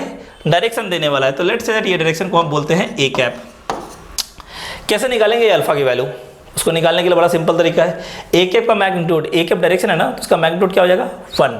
तो इसका मैग्नीट्यूड निकाल लीजिए। मैग्नीट्यूड निकालने तो आपको आता ही है, 1/2 का स्क्वायर 1/4, 1/3 का स्क्वायर 1/9, अल्फा जो कॉफिशिएंट है उसका अल्फा का square, this must be equal to unity. अब ये सिंपल इक्वेशन को सॉल्व करो, वहाँ से अल्फा की वैल्यू निकल जाएगी। इस तरह से 2 डायरेक्शन कोसाइंस दिए हुए कोई क्वेश्चन में अगर, तो तीसरा डायरेक्शन कोसाइंस भी निकाल सकते हो। और आप ये भी समझ गए कि डायरेक्शन कोसाइंस दिया रहेगा तो हम उस वेक्टर का डायरेक्शन आराम से लिख सकते हैं। ओके, यहाँ पे फैक्ट ये है कि इन तीनों का स्क्वायर करके अगर हम ऐड करते हैं, यानी कि ए कैप का मैग्नीट्यूड कितना होता है? 1 ना। So you can say that under root of cos square alpha plus cos square beta plus cos square gamma, this must be equal to 1। Under root को हटा दो तो अंडर रूट इधर आएगा तो स्क्वायरिंग होगा। तो cos square alpha, cos square beta और कॉस स्क्वायर गामा, इन तीनों का सम क्या हो जाएगा? यूनिटी। यही यहाँ पे लिखा हुआ है, sum of squares of direction cosines. जो आपके पास डायरेक्शन कोसाइंस है क्या है? कॉस अल्फा, कॉस बीटा और कॉस गामा, उसका squares, cos square alpha, cos square beta, cos square gamma, उसका sum cos square alpha plus cos square beta plus cos square gamma, कितना वैल्यू आना चाहिए? Unity. So it is always given by 1, या उसका answer क्या होगा? हमेशा unity होगा। So remember this. Now maximum 3 orthogonal components of any vector is possible in space, but it can have infinite number of components. अगर कोई पूछे कि कोई वेक्टर के कितने कंपोनेंट हो सकते हैं तो आपको तो समझ में आता है, एक कंपोनेंट होगा x में, एक होगा y में और एक होगा z में। बट x, y और z जो है, क्या हम बोल सकते हैं कि वो ऑर्थोगोनल कंपोनेंट्स है? यस और नो? एक्स वाई जेड को हम ऑर्थोगोनल बोल सकते हैं ना, क्योंकि ये एक्स वाई पे 90 डिग्री बनाएगा, वाई जेड पे 90 डिग्री बनाएगा, तो ये सारे कंपोनेंट्स क्या हो गए? ऑर्थोगोनल। तो हम बोलेंगे कि maximum 3 orthogonal components of any vector is possible in space. Maximum 3। अगर प्लेन में बोला जाता बेटा तो क्या करते हैं? स्पेस की जगह अगर प्लेन बोला जाता तो प्लेन में तो 2 ही होता है, एक्सिस, एक्स एंड वाई। ये वेक्टर तो इसके एक कंपोनेंट होगा एक्स, दूसरा क्या हो जाएगा? वाई। तो प्लेन में बोला जाएगा तो 2 ऑर्थोगोनल कंपोनेंट्स, स्पेस में बोला जाएगा तो 3 ऑर्थोगोनल कंपोनेंट्स। बट याद रखना ये वर्ड ऑर्थोगोनल कंपोनेंट्स बोलना चाहिए, तभी तुम्हारा आंसर 3 होगा। उसने अगर बोला it can have, orthogonal word use नहीं किया, तो कितने कंपोनेंट हो सकते हैं? अरे तो वेक्टर को, एक वेक्टर को मुझे बताओ कौन कौन सा डायरेक्शन में तोड़ सकते हैं? किसी भी डायरेक्शन में तोड़ सकते हैं भाई। तो आप लिखोगे सर ये डायरेक्शन में अलग आएगा, ये डायरेक्शन में अलग आएगा, ये डायरेक्शन में अलग आएगा, तो क्या इसके मल्टीपल कंपोनेंट्स पॉसिबल है? यस। जैसे फॉर एग्जांपल 10 आई कैप को अगर लिखना चाहो तो क्या लिख सकते हैं इसको? I cap plus i cap plus i cap. देखो कितने सारे कंपोनेंट्स हो रहे हैं, i cap and so on. 10 times लिखो, 10 कंपोनेंट्स आ गए। आई कैप की जगह अगर आई कैप बाई 2 लिखोगे तो 20 बार लिखना पड़ेगा, आई कैप बाई 3 लिखोगे तो 30 टाइम्स लिखना पड़ेगा, 30 कंपोनेंट्स। तो इसके इनफाइनाइट कंपोनेंट्स पॉसिबल है, बट ऑर्थोगोनल स्पेस में 3, प्लेन में 2। Okay, so remember this. ये सब छोटे छोटे पॉइंट्स है जो कि बच्चों को जल्दी समझ में नहीं आता है, आपको समझ में आना चाहिए। Components of a vector perpendicular to its direction is always 0। Obvious बात है। कोई मुझे बोले कि वेक्टर मेरा x में है और मैंने पूछा बताओ तो यार y कंपोनेंट क्या होगा इसका, तो बोलोगे सर y के साथ कितना एंगल बना रहा है? 90 डिग्री। तो इसका y कंपोनेंट हो जाएगा 10 cos 90। बताओ cos 90 का वैल्यू कितना? 0। तो इसीलिए हम बोल सकते हैं कि कोई भी वेक्टर जो है उसका परपेंडिकुलर कंपोनेंट हमेशा, यानी कि कोई भी वेक्टर पे परपेंडिकुलर कंपोनेंट हमेशा क्या होता है? 0। So component of a vector perpendicular to its direction, खुद के डायरेक्शन के परपेंडिकुलर डायरेक्शन में हमेशा कंपोनेंट की वैल्यू कितनी होगी? 0 होगी। So that's why it is always 0। Okay, so I think सो मैंने सारे पॉइंट्स जो है आपको कवर कर दिए हैं। ठीक है, आप सारे पॉइंट्स को रिवाइज कीजिए मल्टीपल टाइम्स, आपका जो है वेक्टर पार्ट जो है ऑटोमेटिकली ठीक हो जाएगा। Thanks a lot. ठीक है, आप सच में प्रैक्टिस कीजिए अच्छे से क्वेश्चंस का, आपको 100% गारंटी आ जाएगा। Thank you so much.